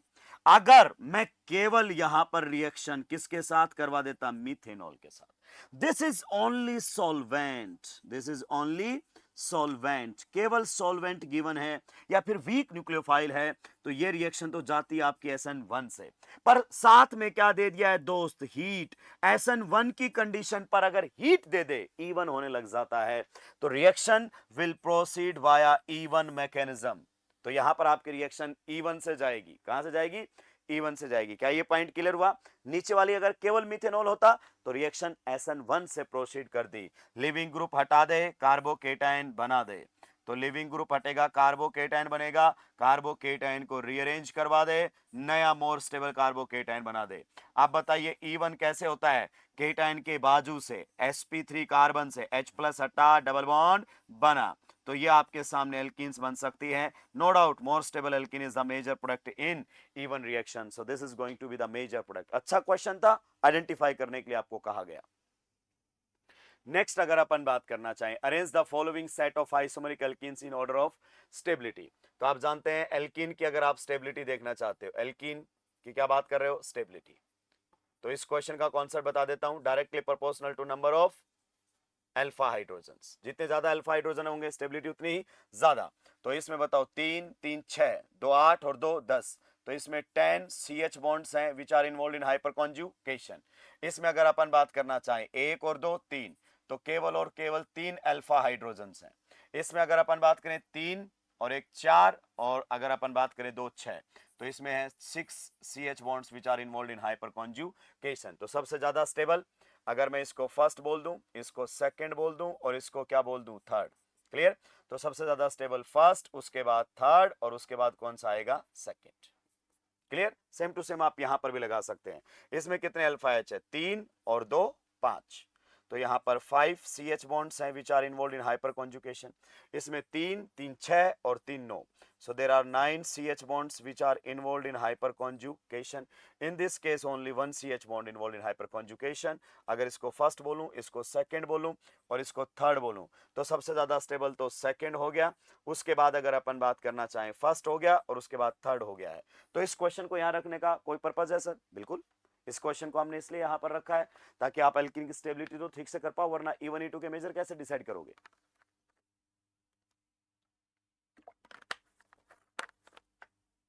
क्लियर? चलिए नेक्स्ट क्वेश्चन की तरफ कहता है, predict the major and minor products of the following E2 reaction. अब आपको ये क्वेश्चंस बहुत हल्के लगने लगेंगे। E2 करवाना है तो बताइए, लिविंग ग्रुप है, दिस कार्बन इज अल्फा, तो दिस कार्बन इज बीटा। आप यहां से भी H हटा सकते हो, यहां से हटाओ, यहां से हटाओ, एक ही बात है, एंड यहां से भी हटा सकते हो, तो ये आपका रहेगा बीटा डैश। तो अल्फा से हेलोजन हटा देते हैं सबसे पहले, बिल्कुल सही, अल्फा से हेलोजन, बीटा से हाइड्रोजन, तो आपके पास ये एल्कीन बनेगी। प्लस अगर अपन बात करना चाहें अल्फा से हेलोजन एंड बीटा डैश से हाइड्रोजन, तो आपके सामने ये एल्कीन बनेगी। और क्या बेस आपका बल्कि है? बिल्कुल भी नहीं है। तो यही एल्कीन आपकी क्या है? More stable and this is going to be the major product of this chemical reaction. Clear? E2 का ये मेजर प्रोडक्ट रहेगा। आगे बढ़ सकते हैं। नेक्स्ट कहता है indicate whether you would use NaOET और tertiary butoxide to achieve each of the following transformation. अच्छा क्वेश्चन है भाई, क्वेश्चन नंबर 80 कहता है यहां से यहां जाना है, ठीक है? तो आपको साफ समझ में आ रहा है, लिविंग ग्रुप को हटा के डबल बॉन्ड बनाया, एलिमिनेशन करवा रहा है। तो कहता है बेस कौन सा इस्तेमाल में लोगे कि ये आपका मेजर प्रोडक्ट रहे? आप इथॉक्साइड का इस्तेमाल करोगे या टर्सरी ब्यूटॉक्साइड का? दोस्तों मैं आपको बता दूं, एक तो इथॉक्साइड है जो कि बल्कि नहीं है, एक टर्सरी ब्यूटॉक्साइड है, ये वाला पोटेशियम टर्सरी ब्यूटॉक्साइड, ये वाला स्ट्रक्चर बना दिया है। तो ये आपका कैसा बेस है दोस्त? This is bulky base. कैसा बेस है? बल्की बेस। और इसके केस में मेजर प्रोडक्ट एल्कीन की स्टेबिलिटी से नहीं आता है, किससे आता है? आपको लेस हिंडर्ड बीटा एच हटाना है। इसके केस में अगर अपन बात करना चाहें मेजर प्रोडक्ट कहां से बनेगा? Less hindered beta H, less hindered beta H remove करना है, तब जाकर आपका मेजर प्रोडक्ट बनेगा। तो इसमें बताओ जो एच हटाया गया है ये आपका अल्फा हो गया, ये आपका बीटा हो गया, या फिर यहां से आप बात कर सकते थे बीटा डैश। तो लेस हिंडर्ड हटाया गया है क्या? नहीं, अंदर की साइड से मोर स्टेबल एल्कीन। तो डेफिनेटली जो मैं बेस इस्तेमाल में लूंगा वो इथोक्साइड आयन लूंगा, ये इस ट्रांसफॉर्मेशन के लिए बेस्ट है। नेक्स्ट वाले में दोस्तों ध्यान से देखो, ये अल्फा है, क्लियर? यहां से अगर अपन बात करना चाहें तो ये बीटा हो गया, और यहां पर अगर अपन बात करना चाहें तो बीटा डैश हो गया। देखो डबल बॉन्ड अंदर की साइड नहीं, बाहर की साइड। तो ये जो आपका हाइड्रोजन है, बताओ कौन सा हाइड्रोजन है? 1 डिग्री। और ये आपका हाइड्रोजन है, कौन सा है? 2 डिग्री। तो लेस हिंडर्ड हाइड्रोजन हटाया है। 1 डिग्री हाइड्रोजन पर ऑटोमेटिक मतलब उस कार्बन पर हिंड्रेंस कम मिलेगी, डिग्री से पता कर सकते हो ना। तो this is less hindered, this is more hindered. तो इस केस में ये हटाया गया है। तो इसका मतलब जो आपने बेस इस्तेमाल में लिया है वो बल्कि बेस का इस्तेमाल किया है। तो ये इस ट्रांसफॉर्मेशन के लिए सुटेबल बेस है। बढ़िया क्वेश्चन है। चलिए नेक्स्ट क्वेश्चन की तरफ चलते हैं। Which is the best reagent to achieve the following transformation? कहता है कौन सा आपका बेस्ट यहां पर रहने वाला है? ये देखिए, सबसे पहले आपको डबल बॉन्ड बनाया गया है, डबल बॉन्ड बनाया गया है लिविंग ग्रुप को हटाकर। तो ये तो क्लियर हो गया है कि यहां पर क्या होने वाला है? एलिमिनेशन। क्या होने वाला है? एलिमिनेशन। दोस्तों जो नहीं जानते वो समझ लो एक बार फिर से, जो नहीं जानते वो समझ लो एक बार फिर से। एक्स और एच ऐसे है, clear? This is your leaving group. अगर इस लिविंग ग्रुप को हटाकर कुछ नहीं हुआ है, लिविंग ग्रुप को हटाकर केवल न्यूक्लियोफाइल आ गया है, तो या तो रिएक्शन SN1 हुई है या रिएक्शन SN2 हुई है, सब्स्टिट्यूशन हुआ है। लेकिन अगर डबल बॉन्ड बनकर आ गया है, क्या बनकर आ गया है? Double bond. तो इसमें एलिमिनेशन हुआ है, या तो E1 हुआ है या E2 हुआ है। क्लियर? या तो E1 हुआ है या E2 हुआ है, ये आपको मालूम होना चाहिए। पाई बॉन्ड फॉर्मेशन, एलिमिनेशन हुआ है। तो यहां पर एलिमिनेशन हुआ, या तो E1 होगा या E2 होगा। अब अगर अपन बात करना चाहें, ये आपका अल्फा हुआ, यहां से हटा दूं तो बीटा, ये और ये कई बात है, और यहां से हटा दूं तो ये बीटा डैश। आप बताओ एच कहां से हटाया गया है? Beta dash. एलिमिनेशन है बीटा डैश से। ये कार्बन कौन सा है? 1 डिग्री कार्बन। ये कौन सा कार्बन है? 2 डिग्री कार्बन। यानी कि लेस हिंडर्ड बीटा एच हटाना है।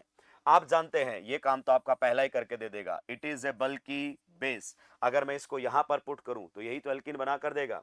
क्लियर? तो ये काम कर सकता है, ये आपका एलिमिनेशन करेगा भी तो ये मेजर प्रोडक्ट नहीं बनाएगा।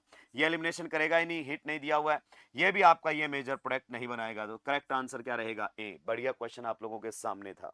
क्लियर? चलिए नेक्स्ट क्वेश्चन की अगर अपन बात करना चाहें तो ये आपके सामने रहेंगे इस टाइप के क्वेश्चंस। तो मुझे लगता है कि अब अगर हमने यहां तक भी कर लिया है तो आपका अच्छा खासा E1 E2 SN1 SN2 के सारे रेट वगैरह ढंग से कंपेयर हो गए हैं। ठीक है, तो आज के लिए अपन इतना ही करते हैं। फिर नेक्स्ट सेशन में मैं चाहता हूं कि जल्दी से एल्डिहाइड्स एंड कीटोन्स वाले पार्ट के आपको क्वेश्चंस दिए जाएं। आप उस क्वेश्चन बैंक को जब दोस्त सोल्व करेंगे ना, तो आप देखना आपके पेपर के अंदर जो टाइमिंग है क्वेश्चंस को करने की वो बहुत कम हो जाएगी। बहुत आसानी से आप अप्रोच कर पाओगे। आपके साथ दिक्कत क्या है कि आपने जो अभी तक क्वेश्चंस देखे हैं वो या तो जे मीन्स PYQ बेस्ड है या नोटबुक से डायरेक्ट क्वेश्चन आने वाले देखें। तो नया क्वेश्चन जब आपके सामने आता है आप अप्रोच नहीं कर पाते हैं, तो आपको नए क्वेश्चंस की प्रैक्टिस करनी पड़ेगी दोस्तों। और याद रखिए हमारी तैयारी 4th ऑफ मई के लिए है, ठीक है? और 4th ऑफ मई को आप जबरदस्त परफॉर्म करने वाले हैं, कोई टेंशन की बात नहीं।